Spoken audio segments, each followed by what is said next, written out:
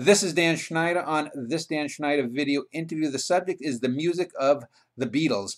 We will be talking with three experts on the music, pro, con, how it evolved, how it's influenced American pop music since, and the conversation will begin in a moment. The subject is the music of the Beatles. This is not going to be a show on the gossip or the influence of the Beatles or how wonderful or how great they are as people, but focusing on the music since there's so much of that other stuff online to be had. I have three experts on the Beatles and their music. They're Aaron Kadovich, Kit O'Toole, and Kenneth Womack. And let me begin by just asking each of them to give a couple of minutes or so on their background, what drew them to the Beatles, what they think makes the Beatles music amongst the best there is. So let me start with you, Aaron Kadovich. Certainly, yeah.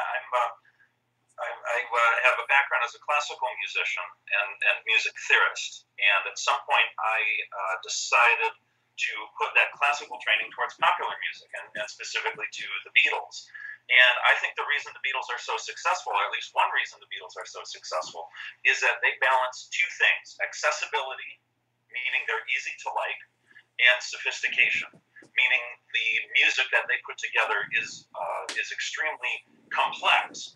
So it's that balance between it's very easy to like, very memorable tunes, very easy to sing along, it's very economical, often under 2 minutes, but at the same time it's also extremely musically sophisticated.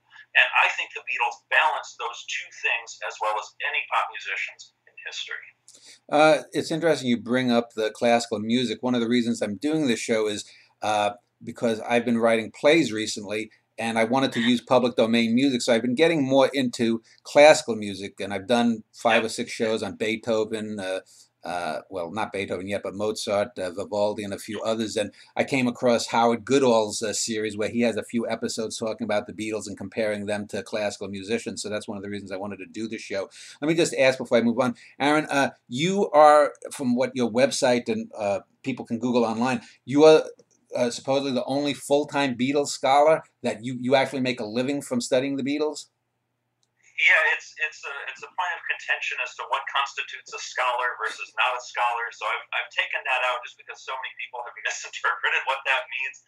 But yes, it is my full-time job. In June of 2015, I quit all my other jobs so that I could do Beatles stuff full-time. And since then, I've hit, I believe, 33 different states, plus England and Canada, doing these educational presentations on the band and their music and their place in history. Okay, thank you. Let me go to Kit O'Toole. Kit, if you can likewise give a little bit of background about yourself, what drew you to the Beatles, anything that you've written or participated in about the Beatles? Sure. Well, I've written 2 books. I wrote Songs We Were Singing, Guided Tours Through the Beatles, Lesser Known Tracks. I've also written a book, Michael Jackson FAQ, All That's Left to Know About the King of Pop, which is sort of Beatles related. I am a longtime contributing editor for Beatle Fan magazine, and I write for a bunch of sites, but one of them I write for is Something Else Reviews, and I've written a column for them for the past, 5 years or so now, called Deep Beatles, where I look at their lesser known songs and why I think they matter just as much as the big hits. I mean, I love Hey Jude, I love Let It Be, but some of the lesser known tracks, like I Call Your Name, I think deserve a look as well. And I think that's probably one of the reasons that I was so attracted to the Beatles, because I mean, they have quite a track record. Let's put it that way. I mean, they really, I mean, their so-called B-sides, they were all of just amazing quality. Yeah. And they just, I think they just stand out from the pack still for their lyricism, their musical construction. It's just so different and so sophisticated. They really expanded the boundaries of rock. Well, before I move on to Ken, let me just ask you, since you mentioned Michael Jackson, most people know that Michael Jackson supposedly 20 or 30 years ago bought the Beatles catalog. Does that include everything? And I ask this because when you go online and you want to listen to a Beatles song, whatever it might be, oftentimes now I've found you can't find the original recordings. You can find, some crappy cover band's version of Hey Jude or something, but you can't find the actual album cuts. Is that because Michael Jackson now owns it? Is he blocking that, or his estate? No, no. Actually, what happened was his estate. I mean, he used to own Yeah. the majority, but his estate sold his share back to I think it's Sony, and they or Sony ATV, I think it is, and so actually the reason all those songs were pulled off of YouTube. And I hear your pain because I go through this when I write my column because I like to include Yeah. videos. And yeah, they're getting pretty scarce. It's because, a couple of years ago, they finally reached an agreement with Spotify and other streaming media sites. And so Apple, the Beatles licensing company, went and as well as Sony ATV went and removed all the quotes unauthorized stuff from YouTube. And my final guest is Kenneth Womack, and I apologize to any viewers. Recently Skype updated, and I used to be able to strip people across. So Kenneth has the smallest little strip of them, but that's simply because of what is it? I don't think Skype is out to get Ken, but I want to welcome Ken, and we value your contribution. Ken, if you could give a little background about yourself and anything you've written and what you think the import of the Beatles music is. Sure. Very happy to be with you. I've written 30 plus books, but about 8 of them at this point are about the Beatles. I had a long-term project trying to understand, and I don't expect to ever arrive at the end of this journey, trying to understand the breadth and depth of their accomplishment. I mean, this is an amazing band with a remarkable trajectory that goes from those early years in 1962, when they first meet George Martin, through the end of their career. And it's a remarkable upward trajectory that you don't see the likes of in any other realm of art, as far as I can tell. So I'm very interested in studying that. My latest project involves George Martin. I'm writing a 2-volume biography of his life and work. The first volume, Maximum Volume, came out just this year, and the next one will be out in September, called Sound Pictures. And in my day job, I'm the Dean of Humanities and Social Sciences at Monmouth University, where I'm also a professor of English. Well, I want to talk, as I said, more about the music rather than the Beatles. Of course, little historical things can be slipped in as you make your points. I did last week a show on James Joyce, and I wanted to talk about what I call founder syndrome in the art, and that is that oftentimes the people who either are the first in something or perceived to be the first often get an undue lion's share of credit for something. For example, William Shakespeare is rightly or wrongly looked at as the English playwright, the first one who wrote with a modern sense, versus, say, Marlowe or Ben Jonson. James Joyce is the first modernist. And when it comes to rock and roll, and especially the British invasion, I don't believe the Beatles were the first British band to ever tour the U.S., but the British invasion starts with the Beatles. Do you think that that all of the due that they have gotten versus, say, the Stones or the Who or the Yardbirds or the Hollies or other bands, that the Dave Clark Five, do you think that it's generally justified, or do you think that maybe they have benefited from what I call the founder syndrome? Let me start with you, Aaron.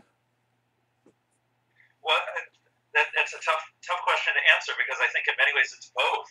I've often heard people say that the Beatles are overrated. They're given so much credit.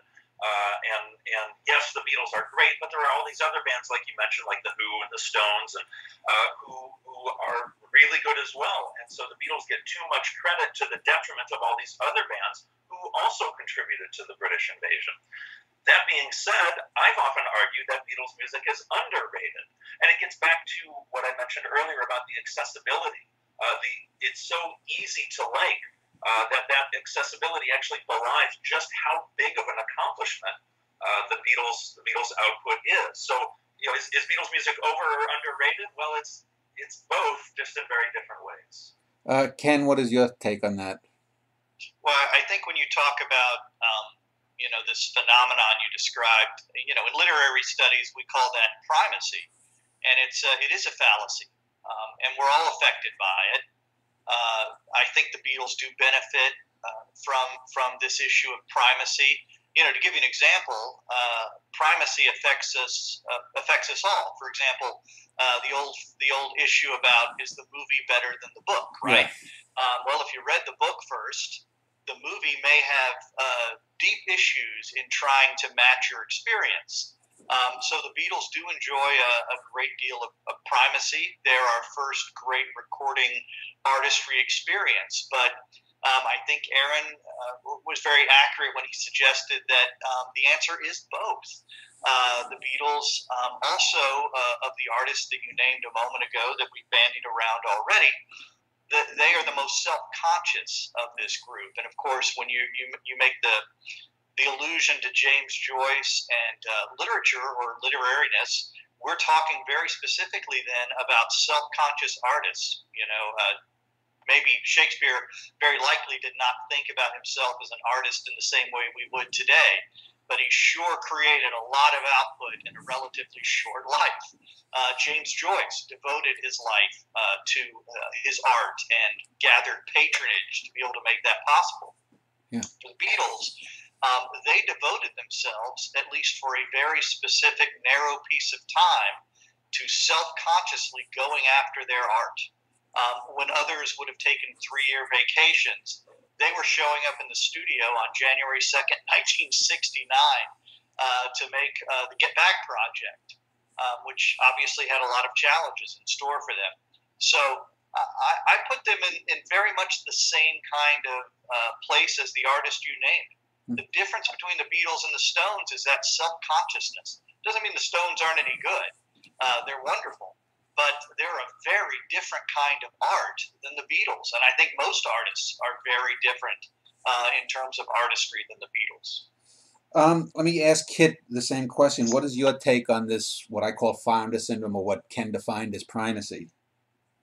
Well, Aaron and Ken really summarized it well. And I think that is how they stood apart, from other bands, that they worked so hard to be, they were always just, at least a step, usually more, ahead of the curve.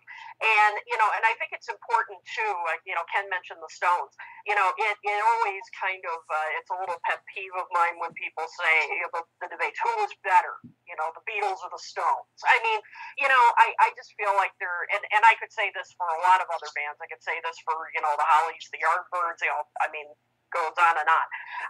They were different, as Ken said. The self-consciousness was different. The influences were different. I think, by the way, that's another way that the Beatles stood out from the other music of the time, and that they brought in so many influences. With the Stones, it was blues and R&B primarily. They brought in some other things too, but those were the primary influences. The Beatles, my gosh, by the span of their career, it ranged from, country, music hall, classical, the avant-garde.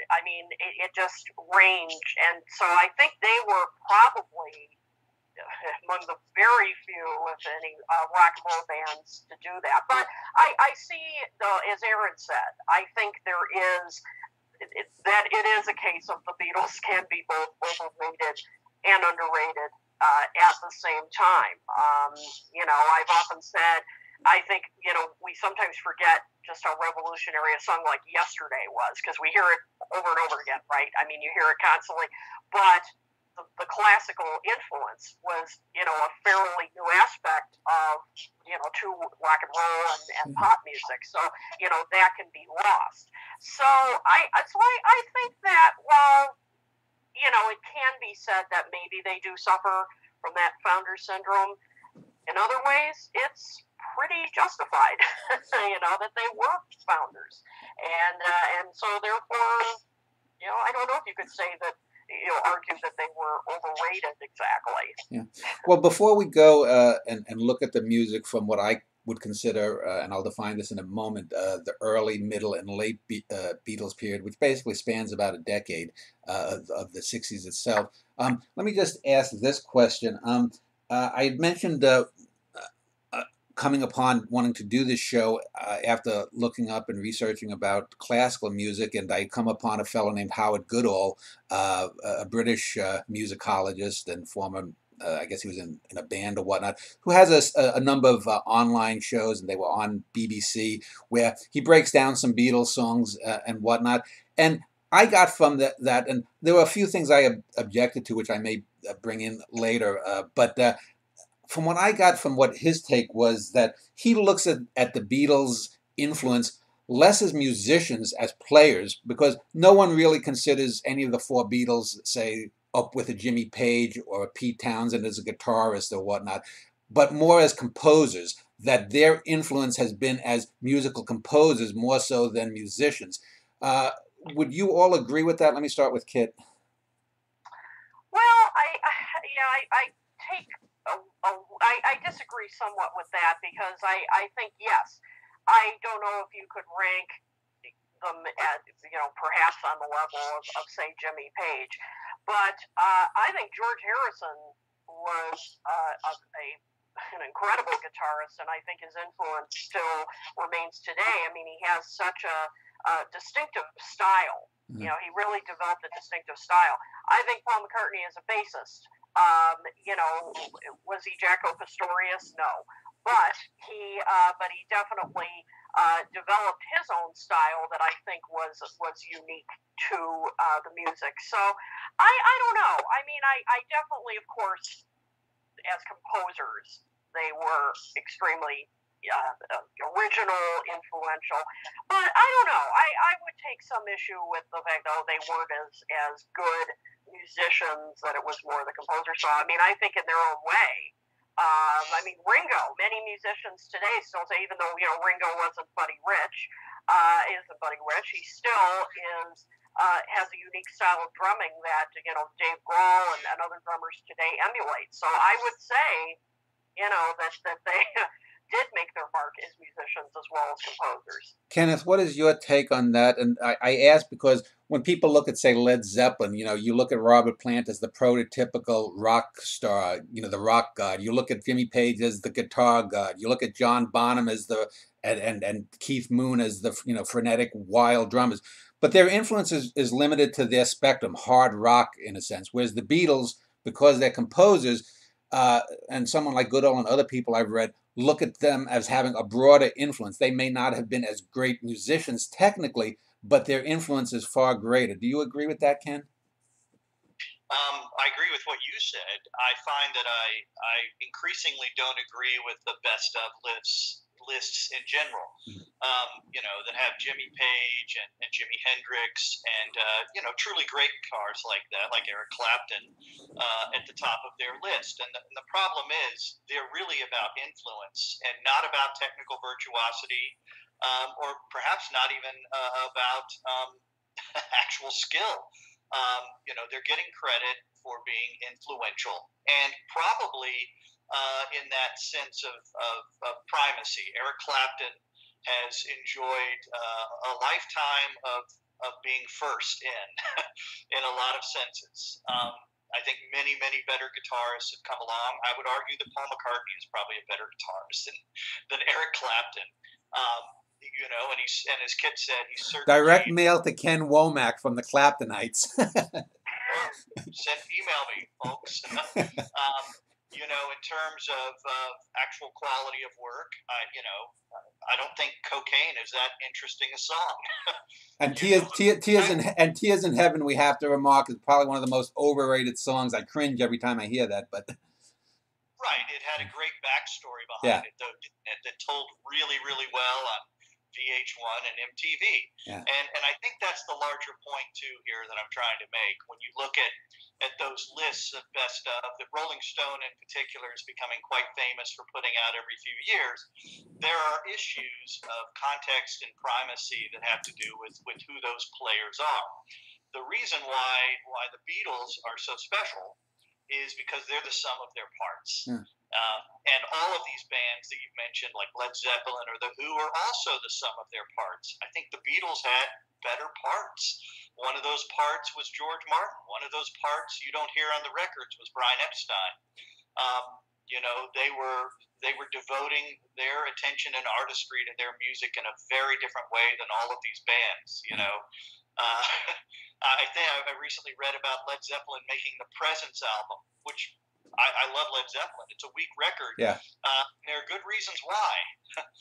They spent almost no time making the thing, and it shows. It shows in the playing. So I would just argue that the Beatles are a better sum of their parts than all of these other groups, and we see that in their post-Beatles career. You know, George Martin is not as effective after the Beatles, and none of them is to the same extent that they were as a foursome. Well, and I would assume you ascribe to the part that none of the four individual careers come close to the Beatles. I mean, they were magic together, but apart, they were just like anyone else.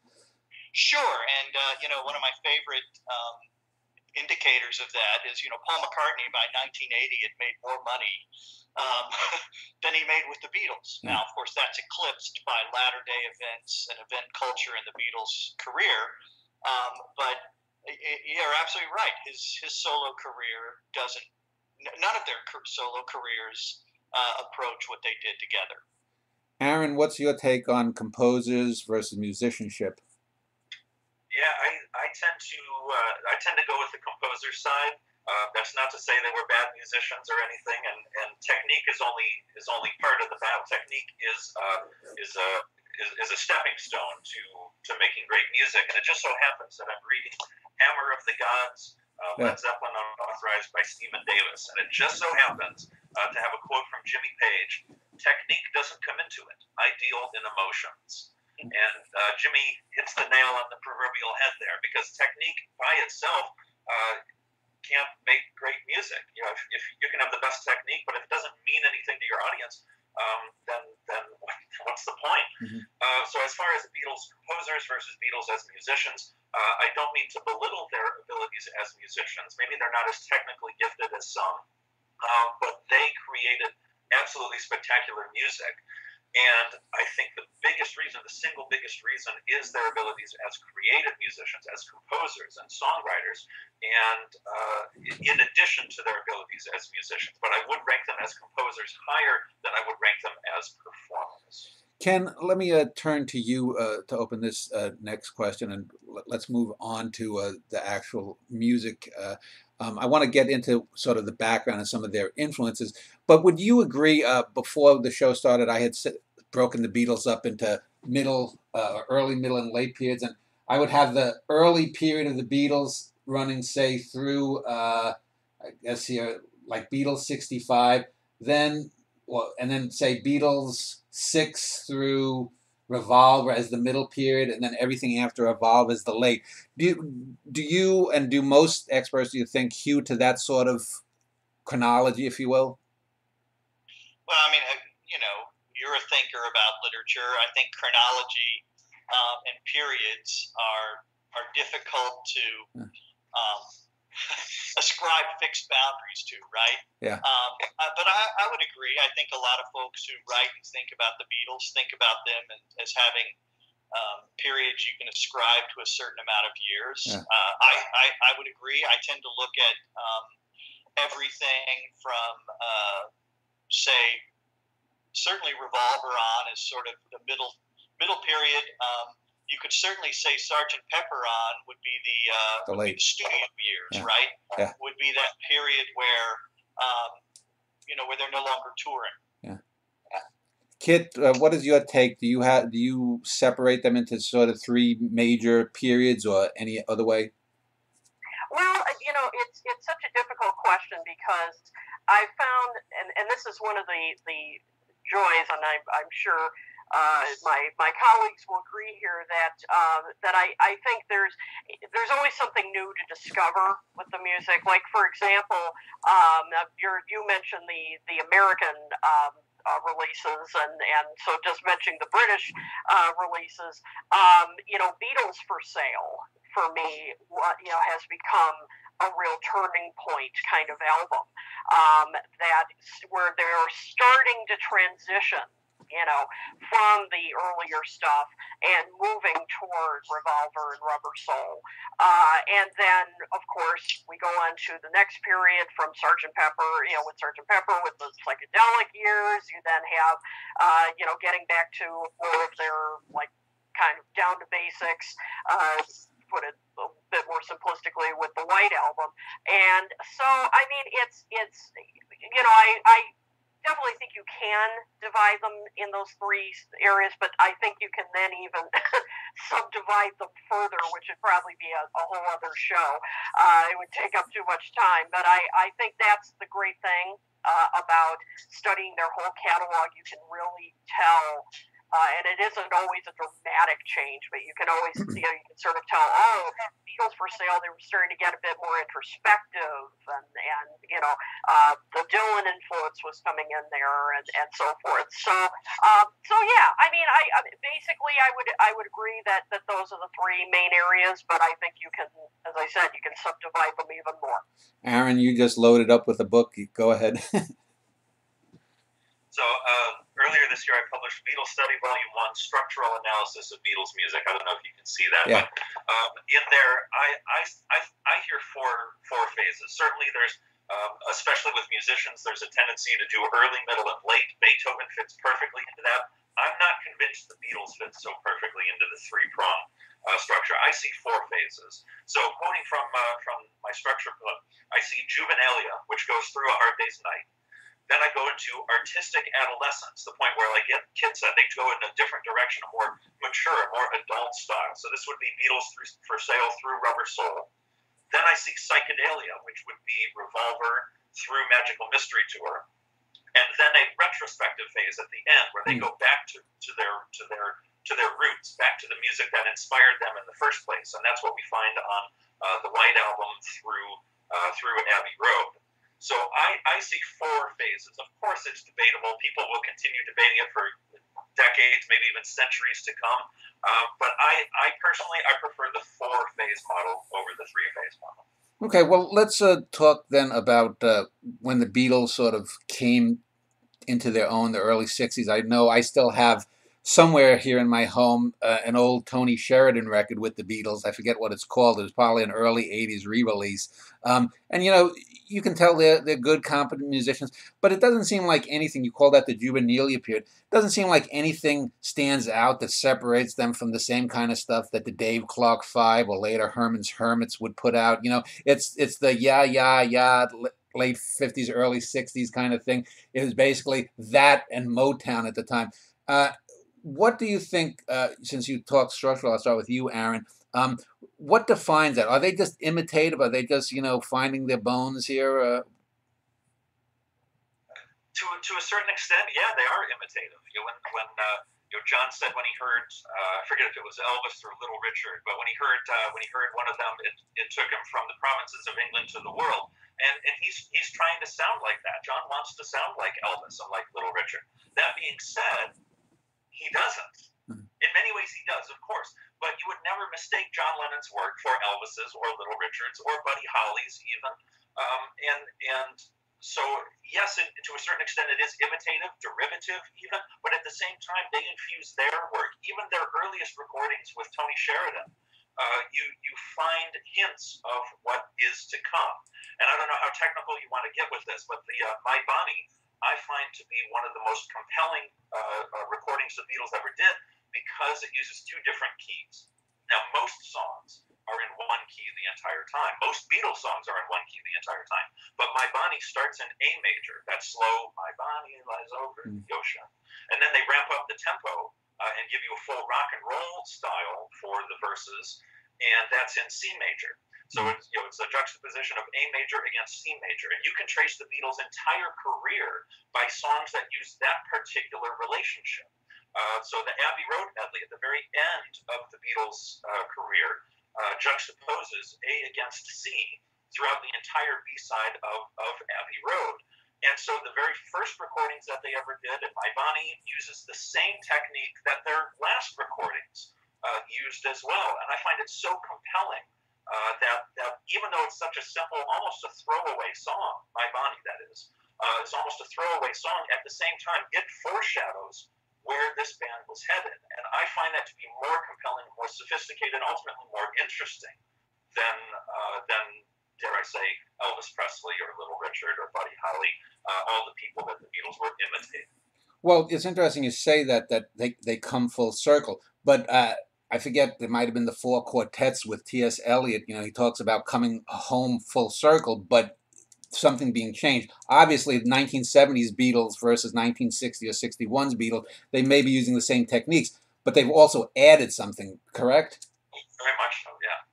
It's much more mature on Abbey Road than it is on My Bonnie. Yeah. But what I find so compelling is that you can trace that development. You can see them using the same techniques in progressively more sophisticated ways. Okay. Kit, what is your take on the influences, the early Beatles and their music? Well, I think Aaron made a very important point that they definitely, in their early years, although you could argue even a song like Lady Madonna, which came later, I mean, that was a throwback to Fats Domino. I mean, you can absolutely hear it. And in fact, I just finished a series. I read another column called Deep Soul, and I just finished a 3-column retrospective on some of Fats Domino's work to work his recent passing, and it really is fascinating to explore just how much he influenced the Beatles. However, as Aaron pointed out, they didn't just copy them. They definitely infused their own style. I mean, they took, even if I was just thinking, as Aaron was just talking about My Bonnie, I mean, even if you look at the Decca auditions, where they were, auditioning for that label, I mean, they were doing stuff, that other bands, you wouldn't think of a rock band performing live. I mean, they would go back to, Broadway, the 20s. I mean, it just, but they would take those songs, the Chic of Araby. I mean, what bands were doing that in live? I don't hear them today. But they took that song and made it their own, and I think that's probably what set them apart from perhaps other bands of the time, that they acknowledged those influences and they would emulate them in their music, but it was also completely original. I mean, it was just sort of taking them and I don't remixing them is quite the term I want, but essentially that's what it was. And I think that's a very important distinction to say, yes, you can hear Elvis, you can hear Fats Domino, you can hear Little Richard, but it's also the Beatles too.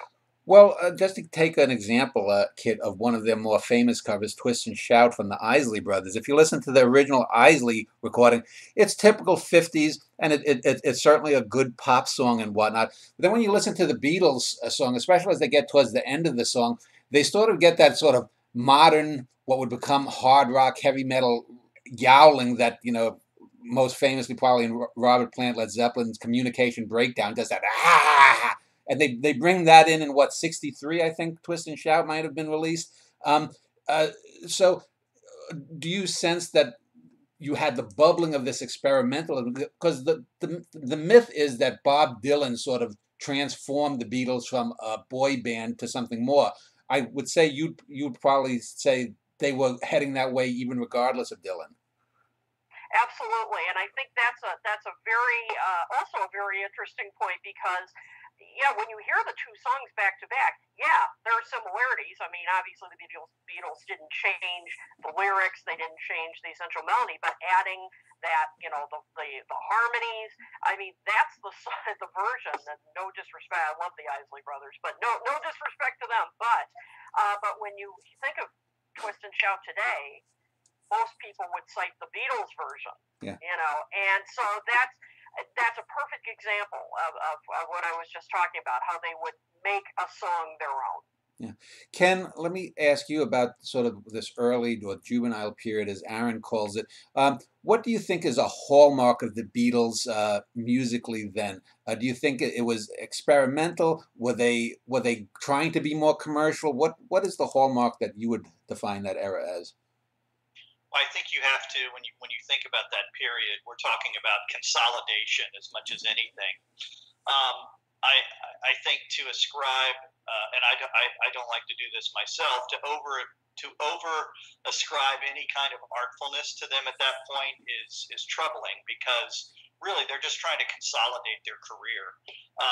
You know, we are all, you know, you mentioned this founders theory, or I talked about primacy.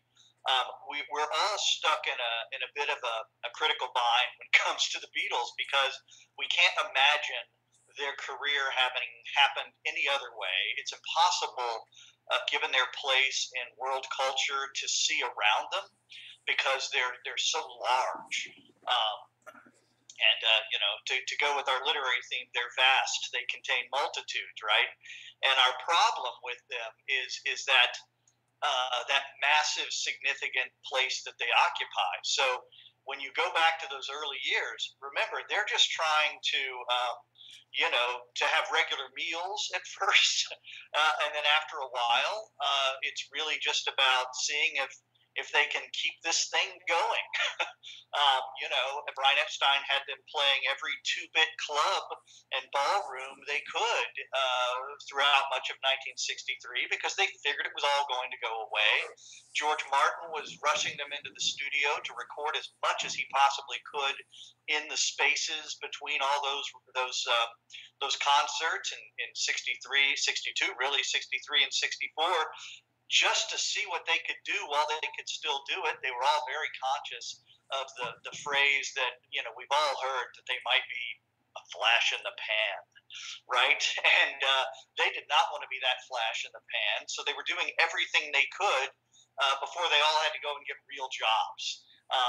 So certainly they were becoming more sophisticated. You know, Walter Everett many years ago described this as progressive tonality. And obviously they had the makings of that right there in those early days as a band. But you know, I like to look at the Beatles and think about what it must have felt like in February 1963, or April 1963, or even in 64, despite the great success of the Sullivan Show and their ascendance onto a world stage. You know, people were still waiting, the Beatles included, for it all to come crashing down. Let me propose this, and I want to get your idea on it. Do you? I mean, we know that they broke, if you will, in America because of the Ed Sullivan appearance. I think they might have appeared on another show a little before that. I'm not certain, but I would say that I think that part of the maturation of the Beatles, I think, had to do with the release of A Hard Day's Night, the movie, because just looking at the list of songs, you can see a song like "And I Love Her," which seems to me to be a bit more sophisticated love song than they had done, and I'm wondering if the need to appeal to a broader audience that movies would bring made them up their game musically. Let me start with you, Ken. Would you agree with that? Do you think that having to get multimedia made them better musicians? I don't think so. No? I think what happens, I mean, the movie is obviously a very good example of the Beatles trying to grow more mass appeal, but it doesn't have the demographic effect that you'll see with Yesterday, as Kit mentioned earlier. I mean, that's going to blow their demographic wide open. The radio hit Michelle at the end of 1965, In My Life, and then, of course, followed up by Yellow Submarine and Eleanor Rigby. In '66, they blew holes in their demographic, and they went from being, you know, a teen band to virtually covering every possible demographic. I don't know that was their intention with the Hard Day's Night. I mean, really, we're still in that fame consolidation period. You know, they're having to write songs between or after gigs. You know, in hotel rooms. I love the story about John writing A Hard Day's Night, basically on spec, on call from Dick Lester, and I'm going to mess this up, but didn't he say something like, "Don't ever do that to me again," something like that after he presented the song to Lester. So. You know, I don't know that we can ascribe too much motivity to them or to their handlers during that period. Again, I think they're just really consolidating, and the magic in terms of growing that demographic starts to happen after A Hard Day's Night, after Help, really, the film. I don't know that the Help film is helping them very much, pun intended. Yeah. Kit, what is your take on what Ken calls sort of growing their demographic? Do you think it was the films? Do you think it was, I mean, how did they go from being, say, let's say, a boy band musically to reaching out and getting progressively more mature, if you will? Well, I definitely agree with Ken. I think, the film certainly, certainly didn't hurt, to say the least. But yeah, I think really, I'm not sure. I think the progression would have happened anyway, if the movies hadn't existed. However, Ken was just talking about, and I think this is very true, how interesting that the pressure, doing these films, because, let's face it, the films were basically just, I think people thought at the time, their aim was, this isn't going to last, so we've got to get as much money out of this as we can. So let's create, there were jukebox musicals back then that, shall we say, some of them were not the best quality. And so this, in the beginning, particularly Hard Day's Night, I mean, that was what it was going to be, just a great, cash in. And of course, it turned out to be an incredible film. They did it in such just a high class manner. But both with that and Help, the pressure was on. I mean, they had to, it's just amazing how they had to crank out the material they had to in such a short amount of time. I think today's artists would balk at the number of album singles and everything they had to crank out in addition to touring. And so, as Ken just said about like the Hard Day's Night, fascinating that, yeah, he had to write that on spec, as you said, but yet they do something like come up with that incredible introductory chord, that nobody was doing. Yeah. That was such an unusual beginning to a song. So perhaps it was this pressure, just as much as the films themselves, that urged them to start, getting creative and starting to become more sophisticated. So, but I don't think it was the movies themselves. I think it was just that pressure. And then as we know, got even more and more creative, their audience started expanding as the sophistication grew, and so it all kind of feeds into each other, I suppose. Aaron, let me pick up on what Kit just said. One of the things I often find with modern, say, writing classes, MFA writing classes, you get these people who take these writing classes, they take 5-10 years to write a first book, then 5 or 10 years to write a next book. Whereas in the old days, the Hemingways and the people who were published would write a book every year or two. They were journalists out there. Do you think that the Beatles, with this pressure to write, that is actually a good thing that artists have gotten away from? They get too fat and sassy. You see it all the time nowadays. A band has a great first album, then it's 4 years later because they haven't been touring. They haven't been working these songs in front of audiences. Do you think that pressure helped, mature the Beatles at a much more rapid pace? I think so. I've often heard it called masterpiece syndrome, where you spend so much time trying to make one absolute masterpiece, and the way you get to make a masterpiece is by baby steps. You can't get there right away. You have to work at it, and it takes a tremendous amount of time and effort. And what makes the Beatles so special, one of many things, is that they grew so incredibly rapidly. They went from Please Please Me and Twist and Shout to the Abbey Road medley in what is that, 8 years or so. And it's they crammed so much growth because they had to, like Ken said, they were waiting for the bubble to burst. That's why A Hard Day's Night was made so quickly. Is because people were worried that by the time the film came out, no one would want to see it. They'd be yesterday's news. That being said, I do want to talk. I have to agree with both Ken and Ken that I don't think making A Hard Day's Night necessarily contributed to the maturation process. I think A Hard Day's Night was part of that transition, but I don't think it necessarily caused or contributed to it. I'm not sure I'm articulating that well, but my point is a song like I'll Cry Instead, which is, I think, an underrated song. It's not thought of as the best on the album, but I think this shows... which album are we talking about? What was that? Which album are we talking about? Oh, this is A Hard Day's Night. Oh, okay. Not necessarily Okay. the film, but the Yeah. album. So this is a Lennon song, I'll Cry Instead. And the reason I find it so compelling is because we see his growth lyrically, but we don't necessarily see it musically. What I mean is the lyrics are really personal. They're confessional. They're very emotional. Things like, I've got every reason on earth to be mad because I just lost the only girl I had. If I could get my way, I'd get myself locked up today, but I can't, so I'll cry instead. This is a sad song. I mean, Lennon is putting his own personal emotions and tumultuous feelings into his lyrics. The catch is that he's not putting it into the music. If we couldn't understand these English lyrics, if we spoke French, say, and didn't understand English, if we listened to this song, we would have every reason to think that it was a happy song, because the music is all happy-go-lucky, and it's very much like other songs the Beatles do, like Twist and Shout or Soccer Standing There. It's very upbeat, happy music. And so there's this discrepancy between sad, personal, confessional lyrics and happy-go-lucky kind of generic pop song, even music.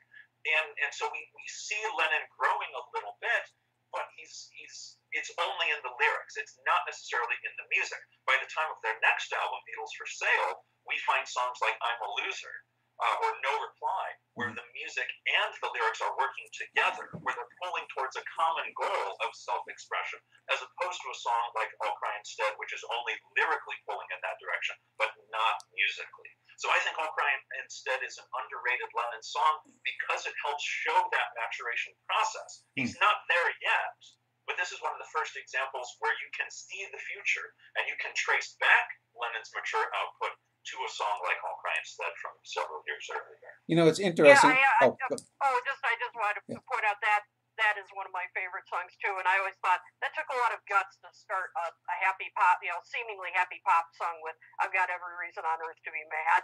I always thought that took some guts.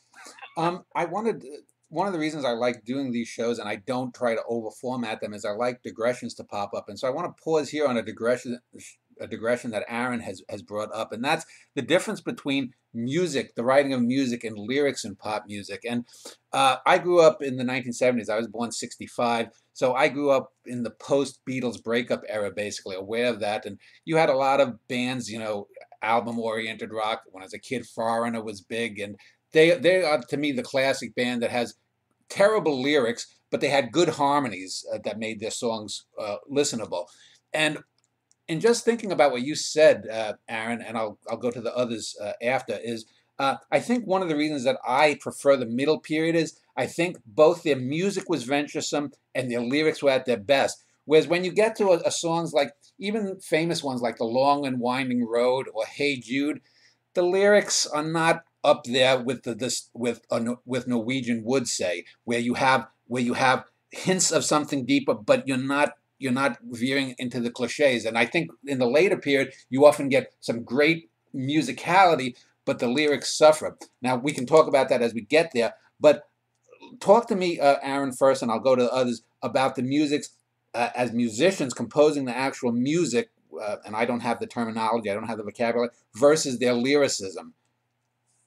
Yeah, I think that's true to a certain extent, that the Beatles were lyrically at their peak in their kind of middle, rubber soul time, and I think what you're getting at is one of the big distinguishing factors between how John composes and how Paul composes. Because Paul will often start with music and add lyrics. That's why in a song like Hey Jude that you mentioned a moment ago, the entire chorus is wordless. It's just na na na na na na na. It doesn't need words because that's not what's important to Paul. What's important is the music, is the melody, these big sweeping melodies that Paul is so famous for writing. Now, John, on the other hand, will often start with lyrics and add music. And that's why you get a song like Come Together. It's only 3 notes. Here come on flat top, he come grooving up slowly, he got juju, eyeball, he one holy roller. It's only 3 notes because it doesn't need more than that. It doesn't need na-na-na sweeping melodies because the tune for John is often a vehicle for the lyrics. So to a certain extent, I do agree with that the later lyrics are less sophisticated perhaps than the mid-60s lyrics. But for Lennon, I don't think that's necessarily true. Yeah.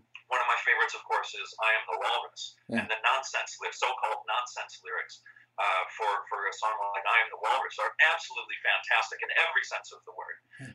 And so I think some of those later songs, especially from John, are particularly sophisticated in their lyrics, like "Come Together" and "I Am the Walrus." And yet Paul writes things like "Rocky Raccoon," which is hardly the most lyrically sophisticated out there. So I feel like it's every answer I give you is the same thing, that it's both. But in this case, again, it really is. Paul's lyrics aren't necessarily the most profound, but John's lyrics often are quite sophisticated. And I should also throw out a caveat that is a gross oversimplification. There are exceptions where that is reversed, but Yeah. in general, Paul tends to start with music and add lyrics, and John tends to start with lyrics and add music. Ken, what is your take on the lyrics versus the musicality? I think their whole career, if you want to talk about artistry and step away from, the moments in which they were making it, I think their whole career is a movement, as Aaron described very well earlier with the "I'll Cry Instead" example, which is really lyrically violent. It's a tough tune, and it's misogynistic at a certain level. But it doesn't have musical unity, as Aaron said very, very well. I think they begin to achieve musical unity in the mid-period and never stop with the musical unity, quite frankly. I think they're just better self-editors at times, other times not. It's so easy to generalize about the Beatles, but some of the most poignant lyrics that I hear in them are from the song "Two of Us," which is a McCartney song, about all the memories that friendship shares, that are longer in the past than the road before us. That's Thoreauvian, if you think about it. So I think that they're always in this kind of evolution toward musical unity. And Dylan gets so much credit for that, and he certainly was a wordsmith. There's no doubt about it. But they were always better with the musical half of that equation. And I say that as a generalization too, but I think it's almost, I think most would agree in terms of the rich melodies that the Beatles could capture that Bob just simply couldn't. Yeah. But I love the story about one of my favorites, and the other guys know this very well, the "Tomorrow Never Knows" for Dylan. And John didn't give a damn about the conversation, but it really bothered Paul when they played it for him, and Dylan sort of had a look on his face, and then he said, "Well, I get it. You guys just don't want to be cute anymore." And I think what bothered McCartney about that is he already thought of them by that point, by the spring of 1966, as artists. Mm-hmm. And how come Bob didn't know that? Why weren't people following their trajectory? And the problem was they just hadn't seen it yet.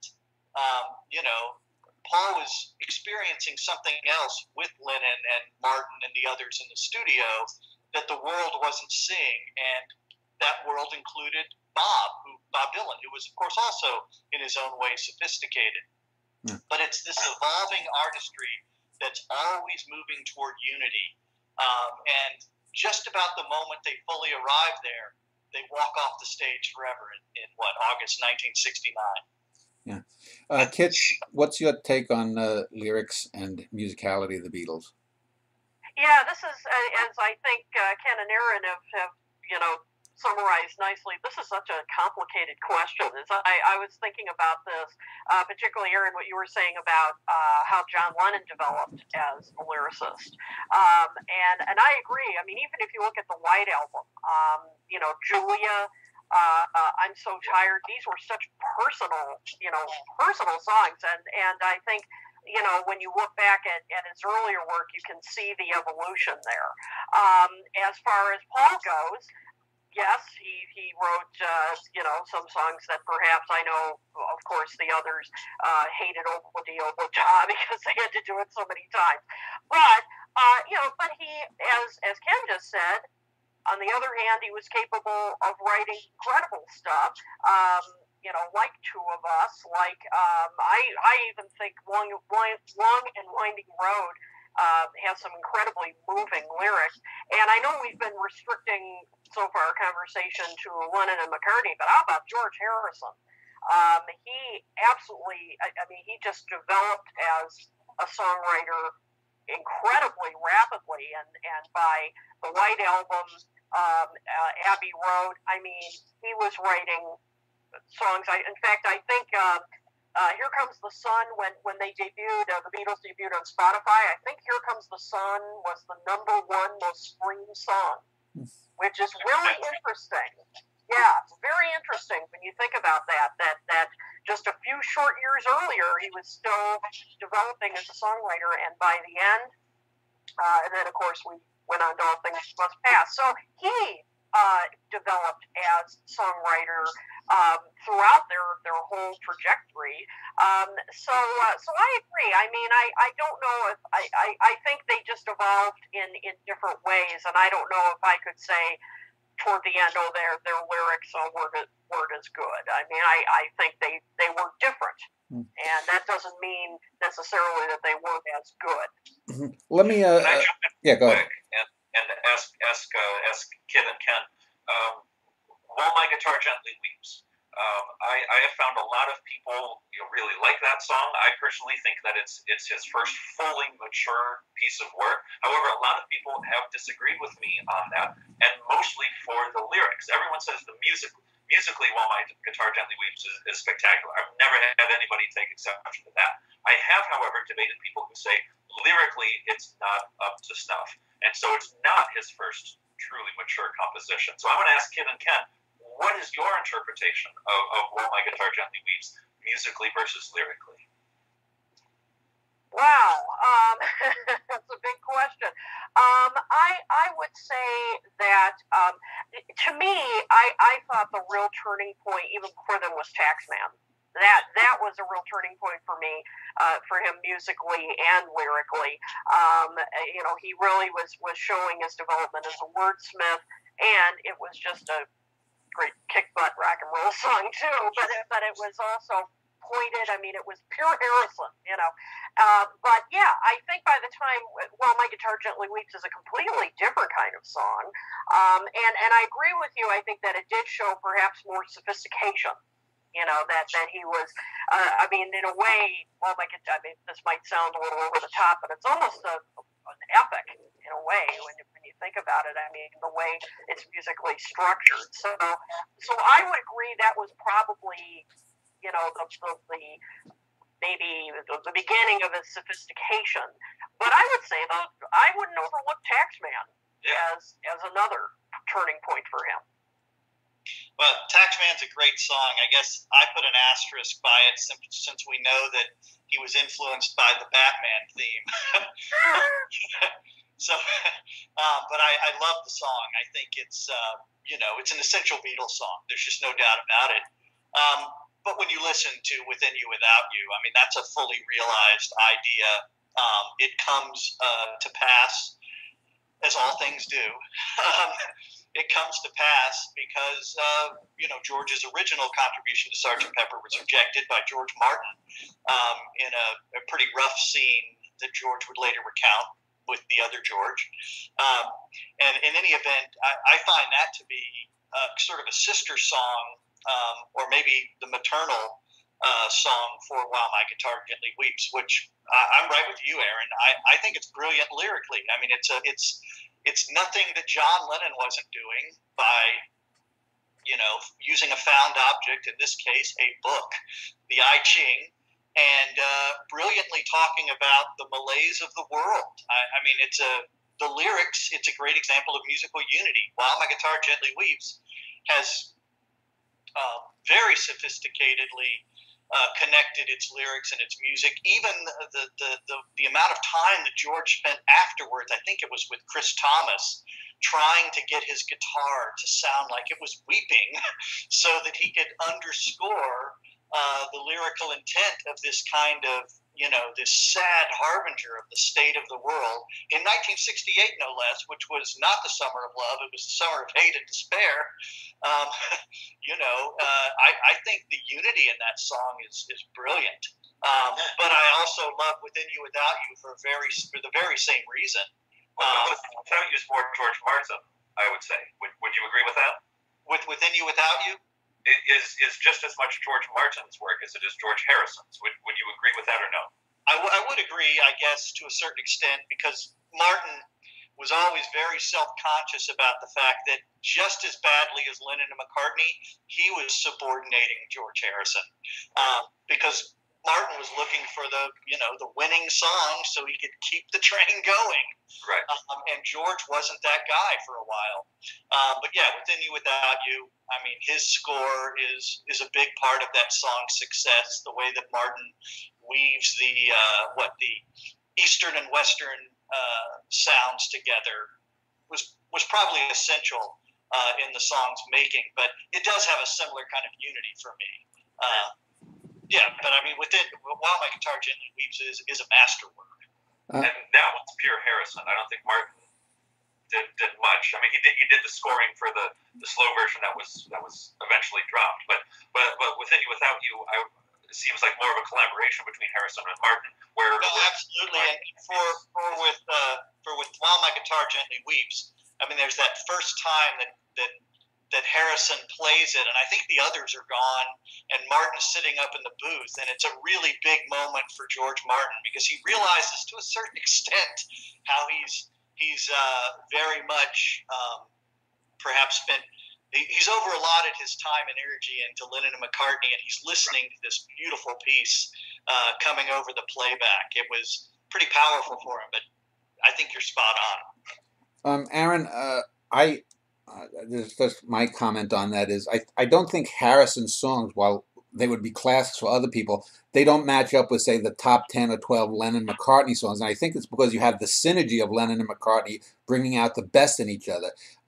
And, for example, I was just thinking as you guys were talking, to me, Lennon and McCartney, Lennon's Beatles songs are more poetic in the sense the way Jim Morrison's was, is that they don't necessarily make narrative sense. See the cat?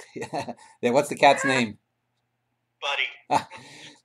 Whereas Paul McCartney's lyrics and his songs are more classical in the Burt Bacharach, Carole King sense. They're more prose lyrics in a sense. And when you get the two of them together working on the songs, from what I've ever heard, is that when you had a Lennon-based song, McCartney would sort of pull it back from obscurity, and vice versa. When McCartney would have a song, Lennon would add that little extra by pulling it back from sort of the lowest common denominator. And that's why I think they work together as songwriters. The interesting thing is, post-Beatles, Lennon's songs, I think, went in the crapper lyrically. I mean, Imagine has got to be the most overrated song lyrically ever written.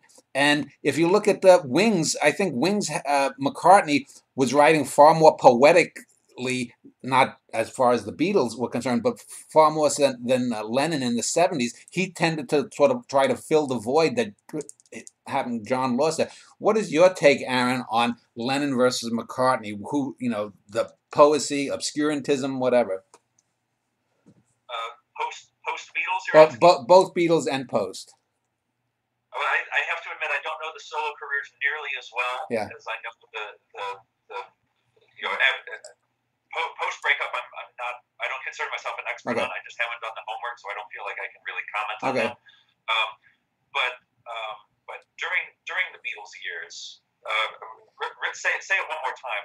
What you were asking? Well, basically that Lennon is more in tune with, say, the Jim Morrison approach to lyrics, is that he'll take abstract ideas, the most obvious one being Strawberry Fields, and his music, and there's an abstraction there. Whereas if you look at like Eleanor Rigby, which is the McCartney song, he's more straightforward. He's more in that Carole King vein, where he's telling you as it is. McCartney's more narrative with his lyrics, where Lennon tends to be a little bit more abstract. He goes, Lennon tends to go right for the feeling, whatever that is, and Paul's more about context and storytelling. And Eleanor Rigby is one of my favorites for precisely that reason. because lyrically, verse 1 is about the title character, Eleanor Rigby herself. Verse 2 is about Father Mackenzie, and then verse 3 brings them together. What's really fascinating is that that also happens musically. You have two different things. You have look at all the lonely people, and then you have that's superimposed onto the chorus. And I wish I had an example. This would make a lot more sense if I could play the clips. But essentially what happens is you have the refrain and the chorus that are brought back musically at the end, and that's symbolic of how the characters are brought together musically, or are brought together lyrically at the end. So both the lyrics and the music come together at the end. But, and this is what makes it a tragedy, it's too late. Because Mackenzie and Rigby only meet in the third verse with the title character's death. These two people could have been friends in real life, but they weren't. That's what makes the song a tragedy. So that's the kind of narrative lyrical lyrics of Paul. The lyrics tell a story. Whereas where John talks about Semolina Pilchard and climbing up the Eiffel Tower doesn't necessarily mean a whole lot. There's not much semantic meaning, especially in a song like Glass Onion. The walrus was Paul. It sounds like it means something, but it doesn't mean anything at all. And so there are two very different approaches to lyrics.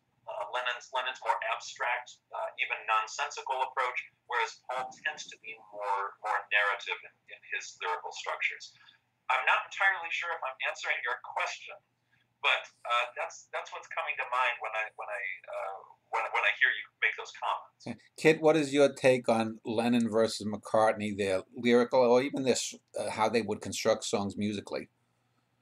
Well, I mean, I think Aaron summarized much of what I was thinking. I would also add, though, and I referred to this earlier, that that as time went on, I think John's lyrics became so much more personal. And talking about the solo years, I think that really came through. I mean, I think the Plastic Ono Band album, also known, of course, as the Primal Scream album, there are some incredible lyrics on that just cut right through. He really lays himself bare, and I don't know if Paul felt quite as comfortable doing that. In fact, Aaron, as you were talking about Eleanor Rigby, which is also one of my favorites, that's a masterwork. It's poetry. He didn't seem as he liked telling stories, as you said, and I was just thinking, I think John made comments along the way about he got sick of telling stories and inhabiting these characters, although John said a lot of stuff over time, but that was one of the things. And I think when you look at like Band on the Run, with Paul, considered his real solo masterwork, and that I don't know if I would call that a personal album. I think it was more, Band on the Run itself, the song is more of a narrative, and so I largely agree, and I think that trend continued into the solo years, but perhaps John became a little less abstract as opposed to when he was recording with the Beatles. So I think they had very different, and as you said earlier, Aaron, about how Paul would write music first, lyrics later, and John was the opposite. And perhaps that's another reason why they work so well together, but they wrote in such opposite ways. But I think as solo artists, they went a bit of a different direction. Okay. Well, Ken, what is your take on Lennon versus McCartney's approach to songwriting and lyricism? Sure. Just to pick right up where Kit left off, they do go in a different direction, and in particularly their work in the 70s, the thing that they're missing is each other. And it's apparent on most of their albums. They both have great moments throughout their solo careers. But I think what they're typically missing is each other. I find Paul's lyrics in the 70s to really be one of his weaker periods. you start to see him rebound with Tug of War, and his confessional song about John Here Today. You see him start to make a rebound. Ballroom dancing is more interesting than a lot of the lyrics in the 70s. Having said that, a lot of the 70s songs are just powerhouses in terms of melody and pop hooks and all of those good things. He has those in spades. Lennon is the opposite. I think his lyrics in the 70s are generally very, very good. Probably his weakest album, is Double Fantasy, really. There are some fine moments on it. But I'm glad you said that. Double Fantasy to me is Lennon's not Coda. What was the Zeppelin album? In Through the Outdoor. Well, I happen to like In Through the Outdoor, so I don't know if we'll agree on that. But my issue is, I like John's songs on Double Fantasy for the most part, but he's really doing very similar work to Paul, at various times in his career, and there's nothing wrong with that because those are two very interesting and great careers. But where I was going to go is, he has amazing lyrics on Walls and Bridges if you go back and listen to those. And I'm not thinking of the hit from it.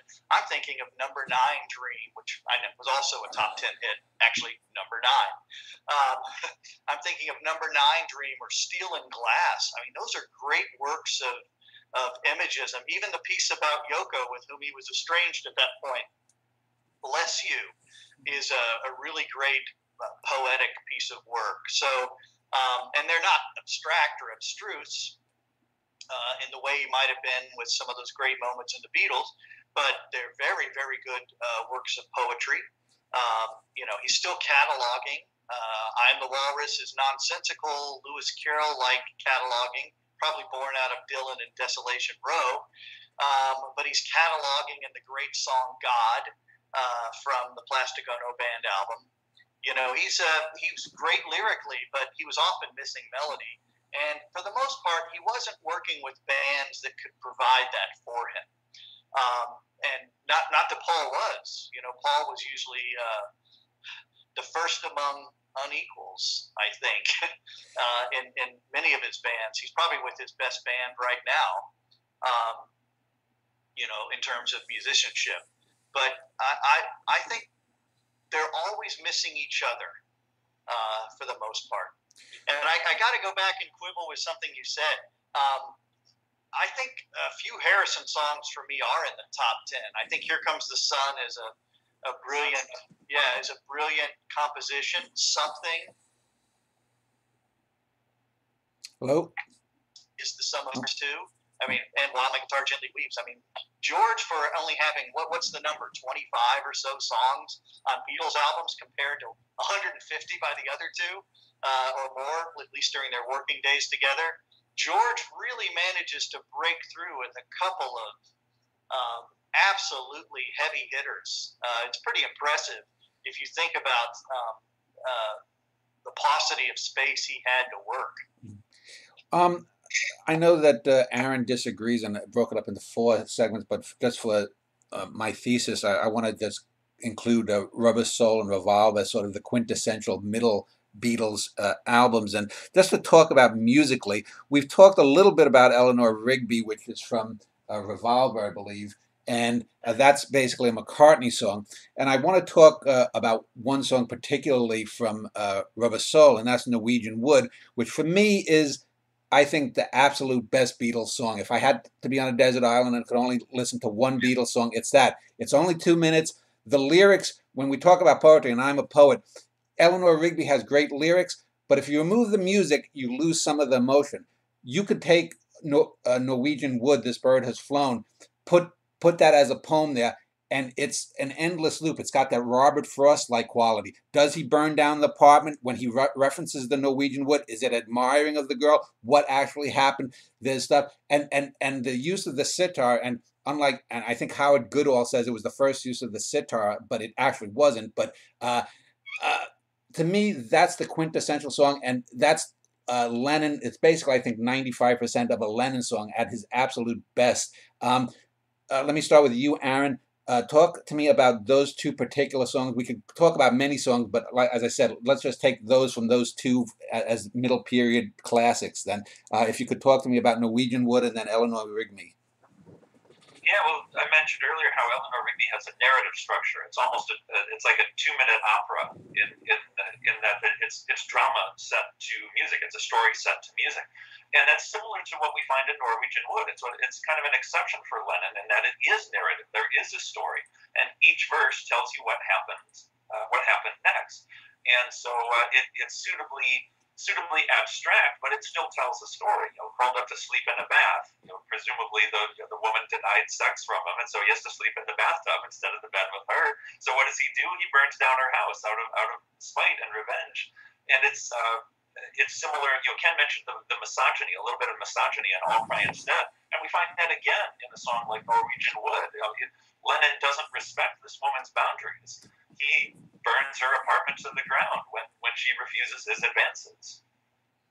How about musically this? Since you talked a bit about that, I mean there's that I mentioned Robert Frost, and when I think of Robert Frost, I don't know if you people know as much about the poetry. Robert Frost and some of his best poems, like the one about two roads diverge in a wood, and also something like what is it? The one stopping by woods on a snowy evening. There's that loop-like quality that the song almost it has an endless quality going back and forth, feeding on itself. That's one of the things that Norwegian Wood to me has, and I mean I could listen to that for like an hour straight and still appreciate parts of that song. Yeah, I would say there is that component musically, but not lyrically. Because the story is narrative, it has to have a beginning, middle, and an end. I think it's got 3 verses, 1, 2, 3, and each one develops the story. So narratively, that wouldn't necessarily be the case, but musically, I think it would be.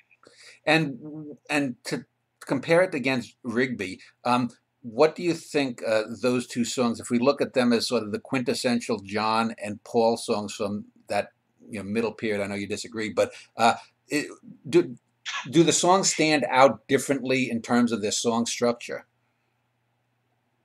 In terms of structure, I would say so, because Eleanor Rigby brings back, again, that chorus and the refrain, brings it back. The technical term is a quote-labé, which is where you take 2 different pieces of music and you superimpose them on top of each other, and you don't find that with Norwegian Wood. So structurally, they're certainly different. Norwegian Wood, I believe, is a ternary, A-B-A, and then it repeats A-B-A, whereas Rigby is what I call a deceptive A-A-B-A, and I don't want to get into too much technical detail. I will say, if anybody's really interested, check out my structure book. It goes into an insane amount of detail. You have to be a huge nerd in order to appreciate it. But so yeah, structurally they are different. Rigby is a deceptive A-A-B-A, whereas Norwegian Wood is a ternary structure. How about you, Kit? If you have any comments on those two songs that I picked out, and you could pick other songs, but just if we stick to Norwegian Wood and Eleanor Rigby as sort of the quintessential John and Paul songs from the middle period, what are your comments on them versus each other, or do they exemplify both of those men in that period? Well, first of all, I think it's musically it's important to say that the two are similar in terms of bringing other genres into their music. I mean, of course, with Eleanor Rigby, you have classical, obviously, but with Norwegian Wood, you've got, as you mentioned, the sitar. You have the Indian influence. So they definitely both are examples of how that Lennon and McCartney, particularly in this period, wanted to expand the boundaries of rock. These were, and I still think today, they sound like nothing else, particularly Norwegian Wood. I mean, that is such a boundary. I don't know. It's just hard to describe. It just has such a different kind of sound. And then lyrically, both of them are poetic, as you alluded to earlier. And I think, I would say the Norwegian Wood is personal for John, although he didn't burn down anybody's house, but he certainly had issues with his marriage at the time. And as it came out later, it was he wrote the lyrics. It was sort of a coded reference to an affair he was having. So it was a personal song for him, but it was in more abstract language. And with Paul, as we were just talking about earlier, Eleanor Rigby is more of a narrative, and he's inhabiting, showing you these characters and taking you through this incredibly sad story. Although it's also accessible because he asks you at one point, he brings you into this story. All the lonely people, where do they all come from? He's addressing us, saying, can't we all relate to this? Although John did that as well with Nowhere Man. That's another example where he was telling the story, but then bringing in the audience, saying, isn't he a bit like you and me? So he still was saying, yes, I'm telling the story about this, third person, but it's something that's still relatable to all of us. So I think that's Eleanor Rigby was doing that a bit. I think Norwegian Wood was a bit more of a personal story, but I think they're both perfect examples of how Lennon and McCartney wanted to say, hey, there's more to rock than just 3 chords, electric guitars. There are other influences that you can bring in, still make it an accessible pop song, but challenge you to consider something new. Ken, what is your take on those two particular songs? Do they exemplify, do you think, John and Paul at that moment? I mean, they're great examples, but they're the exception, not the rule. They're not putting out songs like that with every composition during that period by any stretch. But it's interesting that you've chosen the 2 songs that were, for a time, selections in the Norton Anthology of Poetry, because they had that kind of narrative exceptionalism to them, and they weren't so simple that you could figure out the narrative. I mean, I like the great narratives in Paul's songs like She's Leaving Home and Rocky Raccoon, but they're easier to scan and to interpret, whereas you have to go into larger places with Norwegian Wood about fidelity, about relationships, with Eleanor Rigby about organized religion, the individual versus the crowd. So they're both interesting, but they are the exceptions. I mean, on the same album that we have Norwegian Wood, we have what I think is one of John's weaker songs, "Run for Your Life," which was the first song I think recorded for that album. And it might have been interesting if they left it off. I think it would be a more complete and better album. For the lack of it, but of course, old George Martin had to shove it on the end of the album because it was a nice upbeat way to go out. A little bit of swagger to it, and again, kind of misogynistic.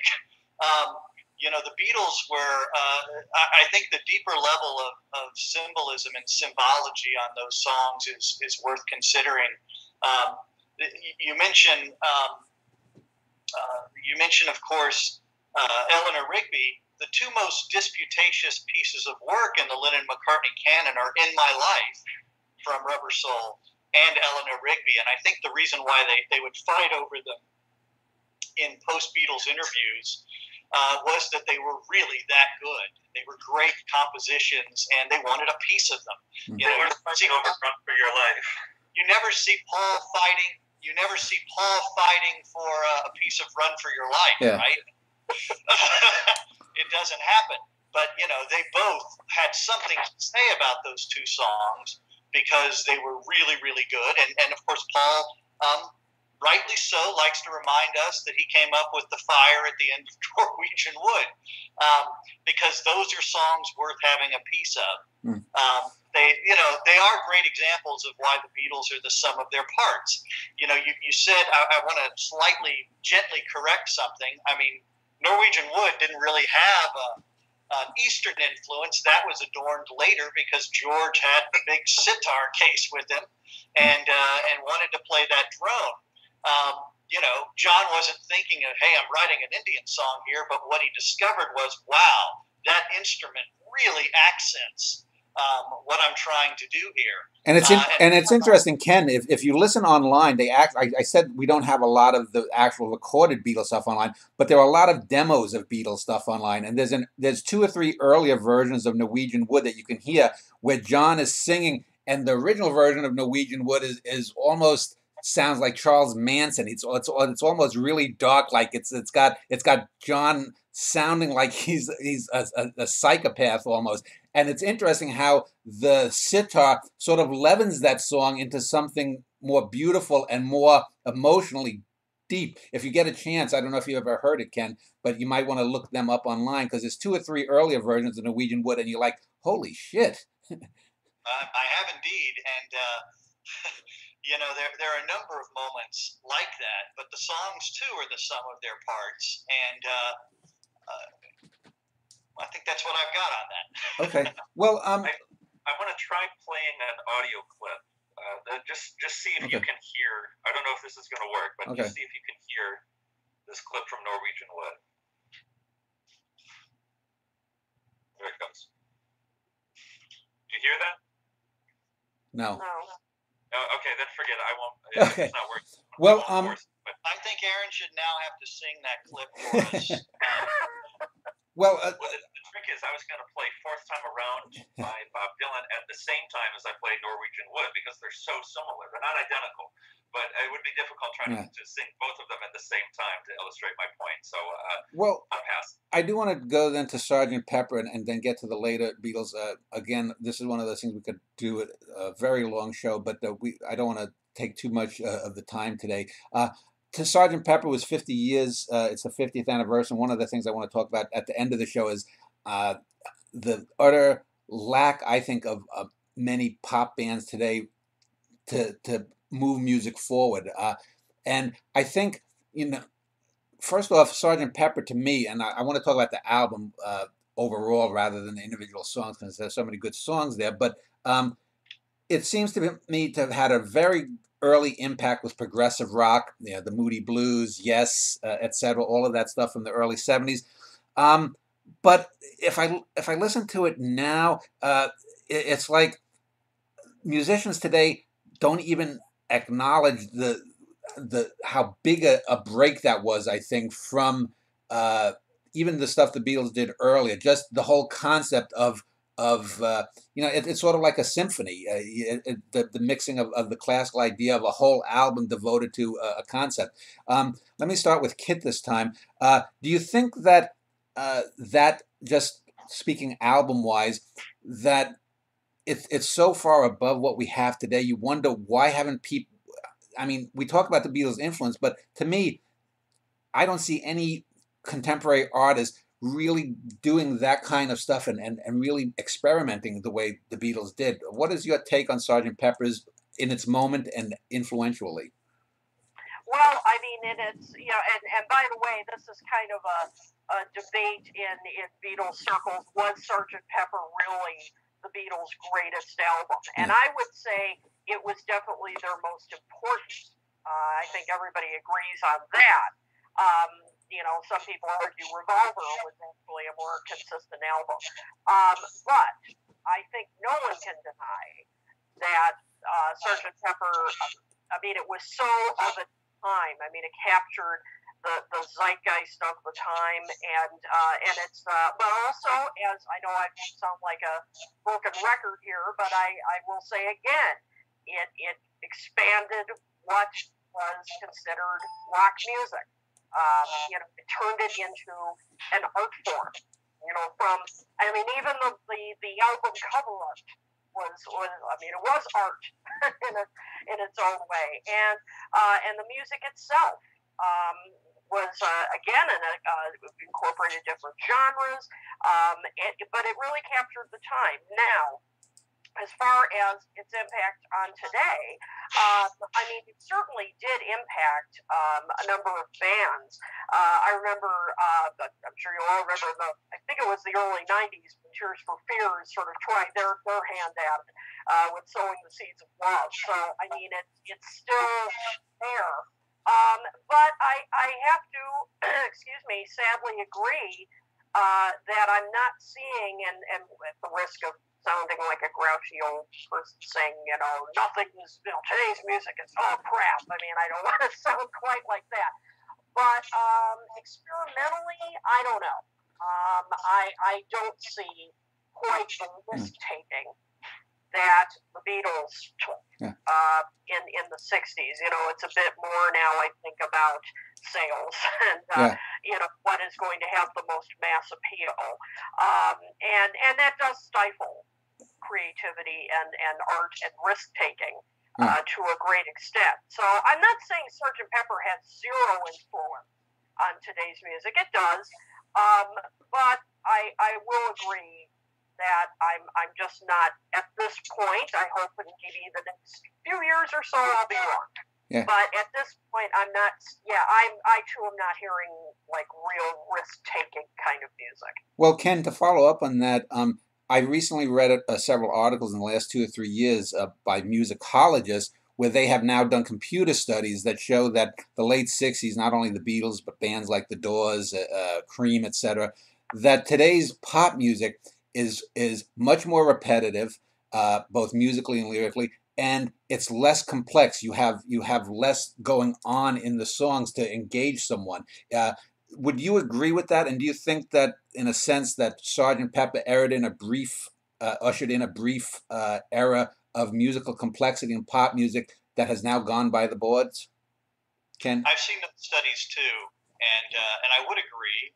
I thought the one in particular was very, very compelling about the repetitiveness. But I think it's exactly what Kit said. I mean, they're not taking risks because they can't afford to. For the most part, the Beatles blew up and transformed the industry and were able to take increasing risks because they had a very privileged place. They were able to work in a studio for a label that didn't pay for studio time because they owned the studio outright. And so when it came time to work in that fashion, they were able to dominate the studio. And because EMI had resources, they were able to do so in such a way that allowed them to grow and mature. They had earned that, of course, by blowing up the commercial revenue generators of their industry and created a very special place for themselves that almost no one really occupies now. And, in an era where, the number of 60,000 units compared with just 20, 30 years ago when it would have been several 100,000 in a single week. It's just a very, very different industry that is not daring people to take those kinds of risks or to really spend time working on something. But the Beatles had the luxury of being able to do that. And before we get too far afield from this, we also want to compare what's going on in contemporary popular music with television, which has become eminently more sophisticated than it was even 20 years ago. Narrative structure is more sophisticated. The amount of different stories going on in a single hour's worth of commercial or cable television is way up from what it used to be. And I find this interesting because, younger folks, say Generation X and certainly millennials, are consuming very complex television narratives, and yet the opposite is taking place in the world of popular music. And I think a lot of that has to do with the fact that, HBO, for example, has plenty of commercial space to put a lot of time and energy into paying for great narrative, and that simply isn't the case in pop music. Well, it's interesting you say that. I actually did a show. As far as television, I did a show a year or so ago where I contend that the 60s and 70s was television at its heyday. I think cable television, the Sopranos was fourth-rate Goodfellas, and I think Mad Men became just a silly little soap opera at the end. I think it's way overrated. But I do think that pop music has the analog I would use is not television. I would say the '70s era of filmmaking in Hollywood, where the director was king, and then we got the blockbuster mentality of the 1980s. To me, that's a more interesting analog. Aaron, let me just ask you though: do you think that Sergeant Pepper is sort of like I've often said with someone like Emily Dickinson? People talk about how many young girls wanted to be Emily Dickinson, but no one ever wrote like Emily Dickinson. Do you think that Sergeant Pepper is one of those things that was so outside the box at the time that no one's ever gone there again to try to get that far outside the box? Well, it's so difficult to compare what happened 5 decades ago with what's currently happening, because on one hand, in one sense, yeah, music like Sergeant Pepper was more sophisticated in many ways, but at the same time, I think the opposite is true, because there's so much more that goes into the industry as a whole, not necessarily specifically the music, but into the technology, into the marketing of different bands, the use of social media, the use of different computer programming, digital technology, digital alterations, is in many ways a lot more sophisticated and complex than it was 5 decades ago. And frankly, how couldn't it be with the advance of technology over the last half century? So it's really difficult to say, is it more complex? It's certainly different, and it's certainly complex in different ways. But does that make one necessarily better than the other? I'm hesitant. I'm hesitant to go that far. Well, let me ask you, Aaron, since you are more, I guess, basically a musicologist, and I had mentioned Howard Goodall, and he had a show where he made a thesis. I forget the name of the show, but it was like the Beatles were, I think, the fourth or fifth episode of where great 20th century composers, and he made the claim that the Beatles may have helped save classical music itself from imploding into sort of this masturbatory John Cage-like crap that it was in the 50s and 60s.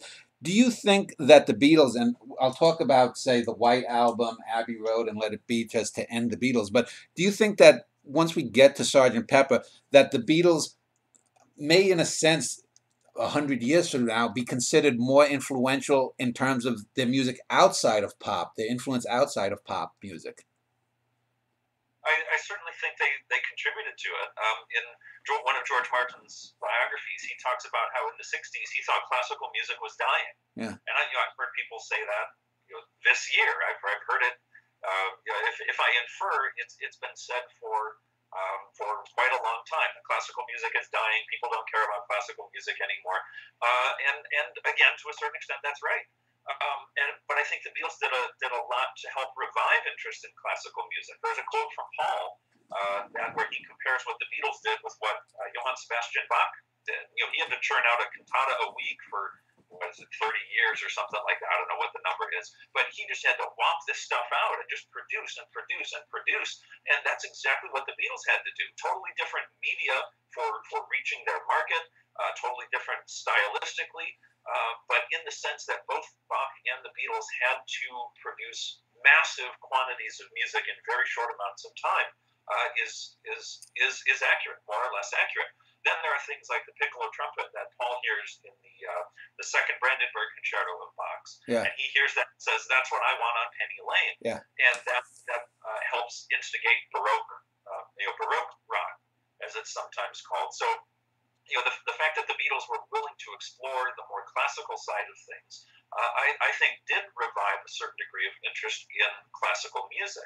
And just so happens that my other area of focus, I do talks a lot on the Beatles, but I also do talks on the music of Star Wars. And I have to say that John Williams' orchestral film scores have similarly revived interest in classical music. I've often said that John Williams taught me how to listen to Igor Stravinsky and Bela Bartok, because he borrows so much of their music. And both the Beatles and John Williams revive interest in in classical music, of music from centuries past, because they build off that. They grow.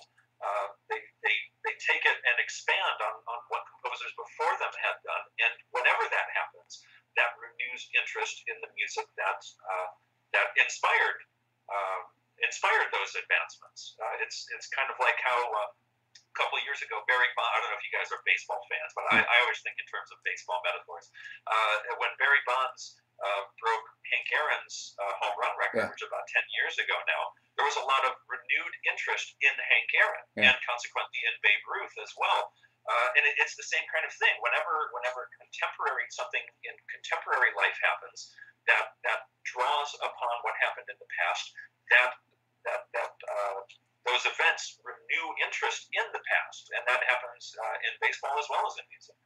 Before I go to Ken to follow up on that, let me just ask you, Aaron, I did a show earlier this year on Antonio Vivaldi, and you mentioned Bach and McCartney being, but I find a lot of Vivaldi's music reminds me of Beatles music from 67, 68. Do you know if Lennon or McCartney was listening to Vivaldi at that time anyway? Yes. Yeah, Paul was. I don't know about the others, but Paul in the early to mid-60s was dating Jane Asher, and the Asher family was well-educated and fond of classical music. And so Paul has cited Jane Asher and her family as introducing him to the music of Vivaldi. Okay. And in particular is Eleanor Rigby. Now, we've already talked about it 2 or 3 times already. I don't want to go and rehash what we've already said, but the strings on Eleanor Rigby are Paul cited Vivaldi's string writing as an influence on the string writing on Rigby as well. Ken, just to get back to what we were talking about regarding influence outside of pop music, I guess I'd call that the Howard Goodall posit. Do you have any truck with that, or do you think that's an overreach? An overreach with? But by Goodall saying that the Beatles may end up, in 100 years being thought of as having more influence on, like we said, saving classical music than they have within pop itself. Well, I wouldn't say more influence, but I would say there is definitely influence there. Yeah. How about you, Ken? I think that's a tough speculation to carry out. I think we'll still be listening, or other people will be listening to the Beatles in 100 years. They keep defying those expectations. So I think that's pretty safe to say. But classical music is sort of like, for the last 40 or so years has been very much like the publishing industry, right? Where people keep talking about how no more books are going to be made. And yet, they still find a way to continue on into the future. And classical music has been like that. Well, jazz too. Jazz has been brewed at being dead ever since Dylan went electric. Jazz has been more trouble, quite frankly, than classical. But symphonies require patron. Ken? Yeah. I feel very interesting in the 60s, particularly through George Martin, was they were being patrons of classical music. They were providing, wow, I can't believe I'm going to say this, buckle up, but a kind of trickle-down economics, very privileged paid session musicians, but they were paid nonetheless. And, they did elevate through their ideas, which they weren't able necessarily to notate, but through their ideas, they were elevating these other genres. And so that's pretty powerful. And I'm sure that the beauty of it is, going back to something that Aaron said earlier, the beauty of it is that it does create intellectual curiosity. So there is just no doubt that thousands, if not millions of people have gone on to love classical music because of the Beatles. Or other sort of generic areas, because they were a gateway, right? And what Aaron said is very, very true about influence and timeliness. I mean, all you have to do look out right now into the world and see that there's a major motion picture being released this month about the Washington Post in the early 1970s. I read today that George Clooney is making a Watergate television series. Well, there's no surprise why, right? Because we have an incredible moment of political disjunction occurring. So we hearken back to those old moments. Yeah. I imagine soon we'll have some Ken Starr movie, right, about Whitewater or something like that. But it's all steeped in intellectual curiosity, and that's what's fascinating when you get to teach the Beatles, as I've done many, many times, and hope to do again someday in my dean life. When you teach the Beatles, you get to watch students in the moment become intellectually curious and go and use the Beatles as a kind of gateway drug, ouch, but as a kind of gateway drug into other kinds of music and often literature. They find ways to use the Beatles as a stepping off point into their English courses, which I've seen several times. So they have this magnificent effect that occurs, and it's fun to watch in real time. Kit, what is your take on the Beatles having influence beyond pop? Well, I think one thing we've all touched upon here is one thing that made the Beatles, I think, stand out from their peers is that they were not afraid to challenge their audience. And what I mean by that is by bringing in classical, by bringing in different genres that perhaps, in the 60s, their teenage fans may not have really been familiar with. And, unlike, to go back to your previous question, some music of today, I don't think really challenges audiences that way, and taking the risk that perhaps this will be a genre that their audience will not be familiar with, and God forbid might turn off. And the Beatles were really fearless that way. And I was just thinking, Ken, as you were talking about your students and how the Beatles were gateway for them to some other kinds of music, that absolutely happened to me. I began looking more. I mean, I had never heard the sitar before listening to the Beatles. I had a passing knowledge of classical.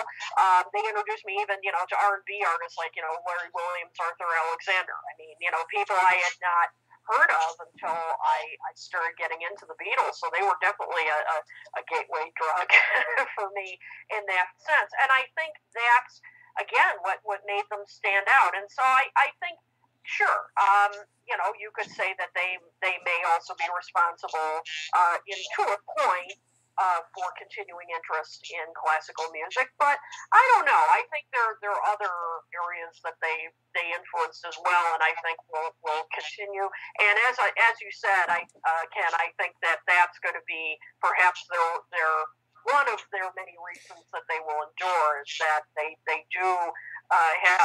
have incorporated all these influences and will encourage their listeners to, I hope, to go back and find out about these, or poetry, as we've been talking about. Perhaps listening, as we've been discussing today, to Eleanor Rigby, Norwegian Wood, maybe that would inspire some people to go back and maybe look at it, pique their interest in poetry. So, but I just think, just talking about it, their influence in classical might be a little limiting. I think there are other areas where they will continue to influence future generations as well. Kit, I want to start wrapping the show up, and I want to just sort of lump the last 3 or so major albums together: the White Album, Let It Be, and Abbey Road, and comments generally on those albums and where the Beatles were going before they ended. And I think it was you who mentioned that you didn't think Sgt. Pepper was their best album. Would you say that's the White Album? Certainly the White Album, because of its length. It's like an octopus reaching in many directions. You have the hard rock of Revolution. Is Helter Skelter on that album? No, you have the Beach Boys influence on Back in the USSR. So let me start with you, Kit. Any general comments on where they were heading in those last 3 albums before they ended? Right. Well, at that point, they were definitely starting to grow apart. They were not only personally, but creatively. I mean, as we've been talking about throughout this broadcast, George Harrison had rapidly developed as a songwriter. Paul and John were starting to become even more independent and wanting to do their own thing, so to speak. And the White Album, there's a poster that was included in the original release, which was a kind of a collage, and that I think is a good description of that album. I mean, it is a collage of different styles and the directions that they were going in, some of the experimental stuff, like Revolution 9, of course, being the most experimental. And so I think some people, I remember critics at the time didn't like it because it was so different. I mean, it didn't have an overriding theme like perhaps some of their other albums did, or continuity. But that's where they were at that point. And I don't think that's necessarily, a bad thing. And of course, as we know with Let It Be, they were really starting to separate. Now, they weren't fighting constantly. I mean, as we saw in the documentary, there were many times, or even hearing songs like Two of Us, where they could come back together and work as a team, but it was getting harder and harder. But Abbey Road was where they finally said, this is going to be our last one, and let's come back together as a group one more time. And then I think that album is also just a masterpiece, because they were all working together as a team again. Yet they were bringing in their own interests too. And George Harrison, as we talked about, I mean, he was becoming more of a force in the group, and you hear that on the album. So, I think those last three albums show them, yes, they were working together by the end, but you also saw where they were heading and where they were going to head in their solo careers. Ken, let me ask your opinion on those last three albums. Is there anything that stands out, for example, on them that you would say that had they continued, they would have gone in this direction? Well, firstly, I'm glad they didn't continue. Really? Why? Why? Let me just before. Well, they were in no shape to do so. I mean, John was, deep in a heroin addiction. Uh-huh. I don't know that they could have continued and worked together in any way. Their interests were dividing them. Certainly, George Harrison was fed up with his, third-class status in the band. Well, how about Ringo? Wasn't Ringo number 4? Was Ringo similarly disillusioned? He had times. Yeah. George Martin skipped some of the sessions, which is amazing when you think about it, because they were his most important asset. He had gone off on his own in 1965 with his own, production company, and the fact that even he was fed up is pretty telling, because he had financial interests in being there and being on site, and yet didn't follow those interests. Nevertheless, I think those are, 3 incredible albums. I think it is, if you take this progression and sophistication that Aaron was talking about, or progressive tonality, I mean, it is the manifestation of where they were always going. And I think they arrived there in fine style. All 3 of those albums are very interesting in terms of production, because they really, snatch the beat. All 3 of those, they come back very strong and end well. But I don't know what kind of sound we would have seen. I would not like to have heard the Beatles in the 80s. I know that for sure. And I think that the kind of album rock of the 70s, which they really invented, I don't know what they would have done to stay ahead of the curve, or if they would have been capable of it. When you talk about those 3 albums where they do snatch victory out of the jaws of defeat with each one. They get to those mixing sessions and they just make it to the finish line. How much longer could they have done that? Well, I mean, the Rolling Stones can we done it efficiently and with a sense of aesthetic validity. I mean, do the Rolling Stones provide a good example? I mean, it's been probably the last time the Stones had anything half decent was in the early 80s. So I mean, is it good? Is a good thing then? I guess argue it's a good thing that we had that decade. And I suppose so. I think it's we don't want to see the Beatles Steel Wheels version. In other words. Well, and I don't yeah, I wouldn't want to have seen that at all. And I think, I think we're generous when we say that, say, Some Girls was the last good album until I like their new album, by the way. Is it Blue and Lonesome? I think, but that's a hell of a gap. Yeah. Yeah. And, I don't know how much they would have evolved as songwriters. We'll never know. Yeah. And I think that makes it all the more special, though, right? That they are this kind of self-contained narrative, where they do manage, for a time at least, for several enchanted evenings, they're able to go in and just be extraordinary until they were no longer able to do so. And that in itself is what makes their story always and enduringly interesting. Before we wrap up, Aaron, let me just give you a final comment on those last 3 albums and where you think they were and might have been. Yeah, someone once asked me a really good question. Did the Beatles did the Beatles break up because they ran out of gas? And I said, no, there was plenty of gas in the tank. They were just 4 different drivers in 4 different cars going 4 different speeds down 4 different roads to 4 different destinations. They were not working as a single entity by the end of their tenure. Now, the one exception, of course, is Abbey Road, and Ken touched on this already. And a big reason why Abbey Road is so successful, I think, is because John and Paul finally accept George Harrison as an equal. Throughout the entire Beatles career, John and Paul kind of picked on George. He suffers from what I sometimes describe as younger brother syndrome. He's the little kid who's not taken seriously by the older kids.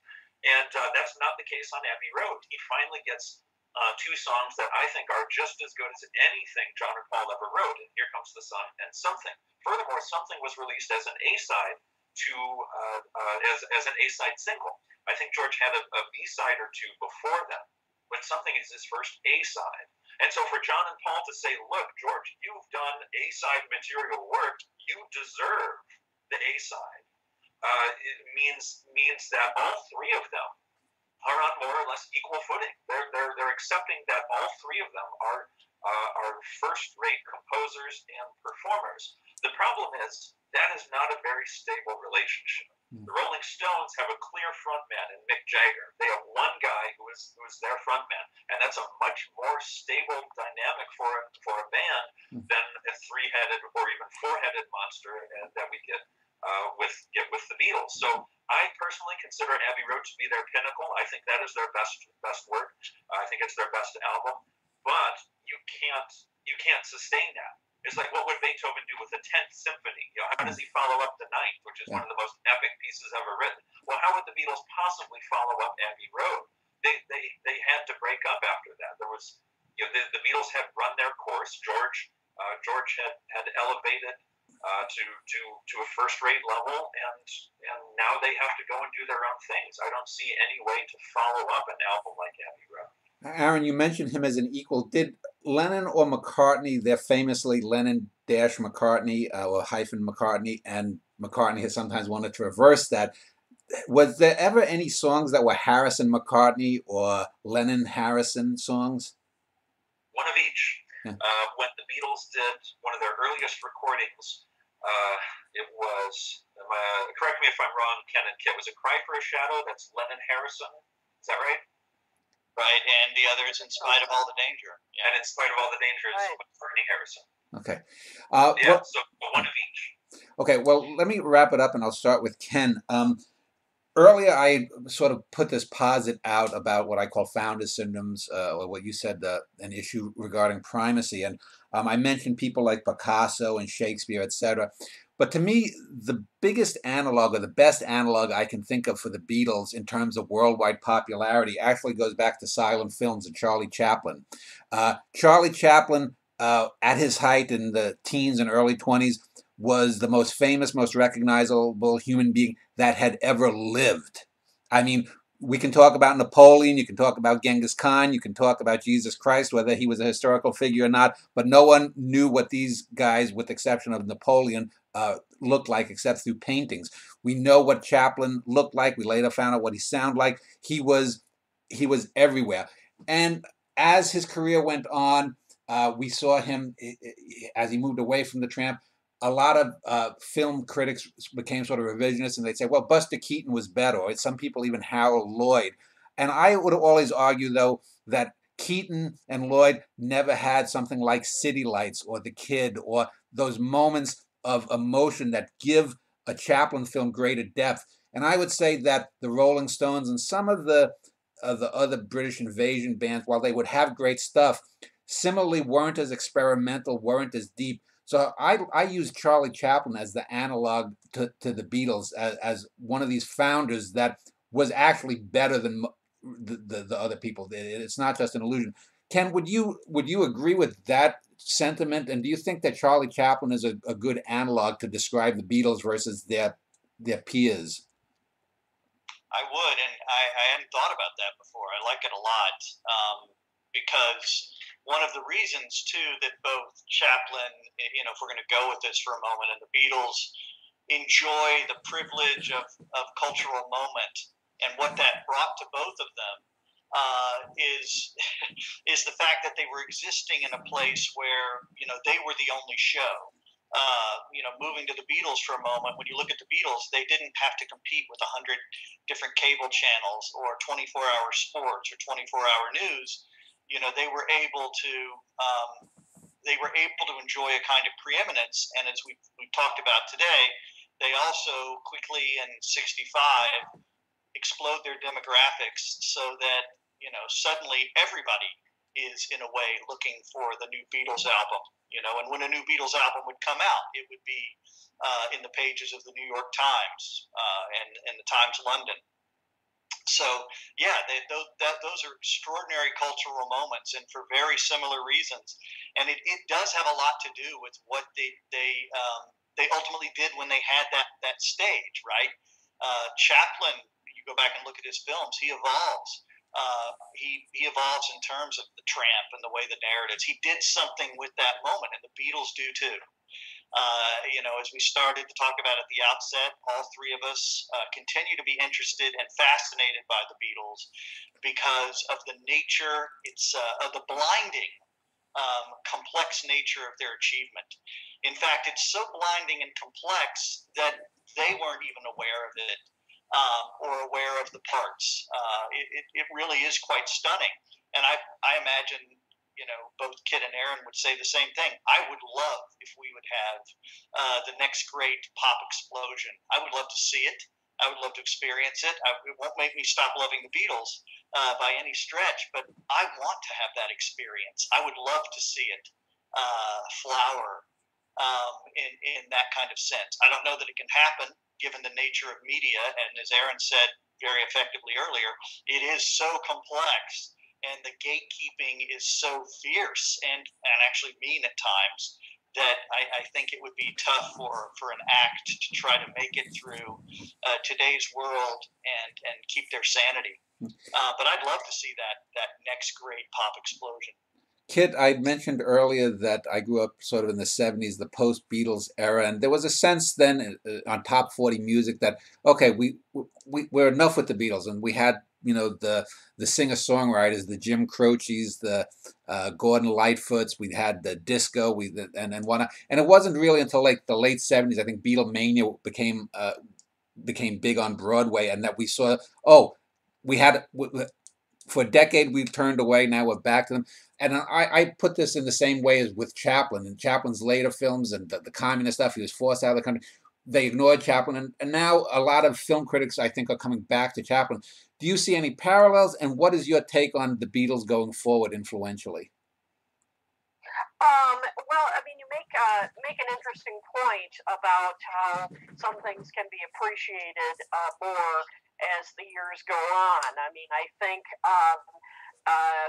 next year the White Album, as we talked about earlier, will be celebrating its 50th anniversary. And at the time, it was they had mixed reviews.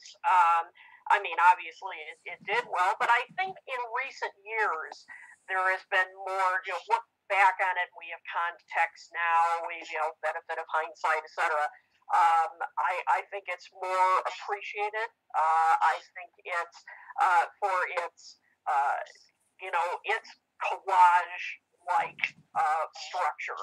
And, you know, there were, of course, wonderful songs that came from it, you know, that are still beloved today back in the USSR, When My Guitar Gently Weeps, as we talked about earlier, and so forth. Um, so I think it'll be interesting to see, I think, how future generations experience the Beatles, and how that will influence their opinion of them. You know, we talked just a little bit earlier about streaming media, and the Beatles, as we mentioned, finally, just a couple of years ago, finally debuted on Spotify, Tidal, all the different things. And I've been fascinated to hear about how younger people are sort of discovering them through that. Before that, it was a number of my friends. I was born in '72, and so I was long after, you know, a couple of years after the Beatles broke up. A number of my friends really rediscovered them through the Beatles' One album, you know, in 2000, which is was the biggest selling album of that decade. And so I think it'll be interesting to see how technology influences how future generations experience the Beatles, and therefore how they will. Hopefully, as Kent just mentioned, maybe future there's a musician right now that's waiting to blow our minds and totally revolutionize music. I sure hope that happens. And you know, it might be partially because of the way that person was exposed to the Beatles and how they incorporate the music. So that's what I think will be fascinating to watch, is how technology and changes in musical formats will influence what future generations think of the Beatles. Well, before I end with Aaron, I just want to let people know I will be linking to all of your websites. Kit, I will link to her Twitter page. Everything Fab4 is Ken's website, kennethwomack.com, and Aaron is Kadovich.com, but it's not spelled that way, so you'll probably have to, as it sounds, you'll have to click on below this video. So let me ask you, Aaron, to wrap things up. What is your take on the Beatles moving forward, and do you think that Chaplin analogy I gave in terms of their critical waxing or waning or influence is a good one? Sure, yeah, I'll buy the Chaplin analogy that you're describing. And I at some point I ran across a quote from Paul in the early 90s, 93 or thereabouts, where he said, 200 years from now, people are going to look back on the Beatles like we currently look back on Mozart. And I think he is right when he says that. I think they will continue, they have and will continue to hold a place as the preeminent musical artists of their time, which is also what Mozart was in his time, and Beethoven in his time, and Bach before them. And one last anecdote is that I used to teach at a middle school in Hartford, Connecticut, 5th through 8th grade. And it was an all-girls inner-city middle school. These girls loved Daddy Yankee and Beyonce and Nicki Minaj. They were less fond of classic rock like the Rolling Stones, the Beatles, the Beach Boys, you know, and that's understandable. But they still were reasonably aware. At one point, I asked them, "Can you name me?" This is to the whole class. "Can you collectively name me the 4 Beatles?" And collectively, they came up with Paul McCartney, Ringo Starr, John Lennon, and George Clooney. It was better than I thought they were going to do. And I doubt that they would be able to name the 5 Rolling Stones, or the members of Led Zeppelin, or the members of Kiss, or and name any other band. I doubt they would be able to name the members the way they almost did for the Beatles. Yeah. And I think that's symbolic of their stature in musical history and in our culture. Even though it's 50 years after this band was at their pinnacle, they are still relevant, even to students who are more fond of Beyonce and Daddy Yankee. They're still aware of them. And I think that symbolizes, as well as anything, how much the Beatles mean to contemporary life and culture. It's interesting. On YouTube, there's a series called Young Kids React To, and sometimes they'll have Led Zeppelin's this or whatnot, and it's just interesting. Let me just ask you one question though, musically, because it's an important point you just made, Aaron. Before I end it, you had said that McCartney thinks that he'll be the Beatles rather will be thought of in the same way as Mozart. Since we talked earlier about the so-called death of classical music, do you think that's because we'd have to admit that the Beatles or any pop music inherently, and I've listened to a lot of classical music, and I'm blown away by. You mentioned the Ninth Symphony of Beethoven, Mozart, the best of Bach. To me, that music is just so much more complex. Do you think it's because in 200 years that people would listen to the Beatles, even if we say that they're at the pinnacle or one of the pinnacles of pop music, they still are not as complex as Beethoven and whatnot. Do you think that's because musical tastes will get more simplified, or there's a turn away from complexity, or what do you think will be that if McCartney is correct? Well, I'm not sure I would say the Beatles are less sophisticated than Bach. I mean, in some ways, yeah, Bach uses triply invertible counterpoint. The Beatles never once used that, right? Yeah. But at the same time, the Beatles use artificial double tracking. Bach never used artificial double tracking. He doesn't even know what that is. It wouldn't be invented for another 2.5 centuries or whatever it is. So again, more complex or simpler, well, in different ways. The Beatles had things at their disposal due to the advancement of technology that composers prior to them didn't have. Even recordings, right? Bach couldn't even conceive of recording music. That was so far beyond the technology of his time that he wouldn't have had any way of understanding that. And yet the Beatles came along at the time where that was a thing that they could do, and that's why they can use studio techniques like reverb and double tracking and flanging and phasing and all these studio techniques that couldn't have been implemented prior because the technology wasn't there. So I'm hesitant to say one is better or worse or simpler or more complex, because it's all great music, but it's in very different ways. They don't sound anything alike, but they're equally complex, just in very different ways. Well, I want to thank you, Ken, and Kit, for spending a couple of hours plus talking about the Beatles and their music specifically. So thank you and have a good day. My pleasure. Thank you.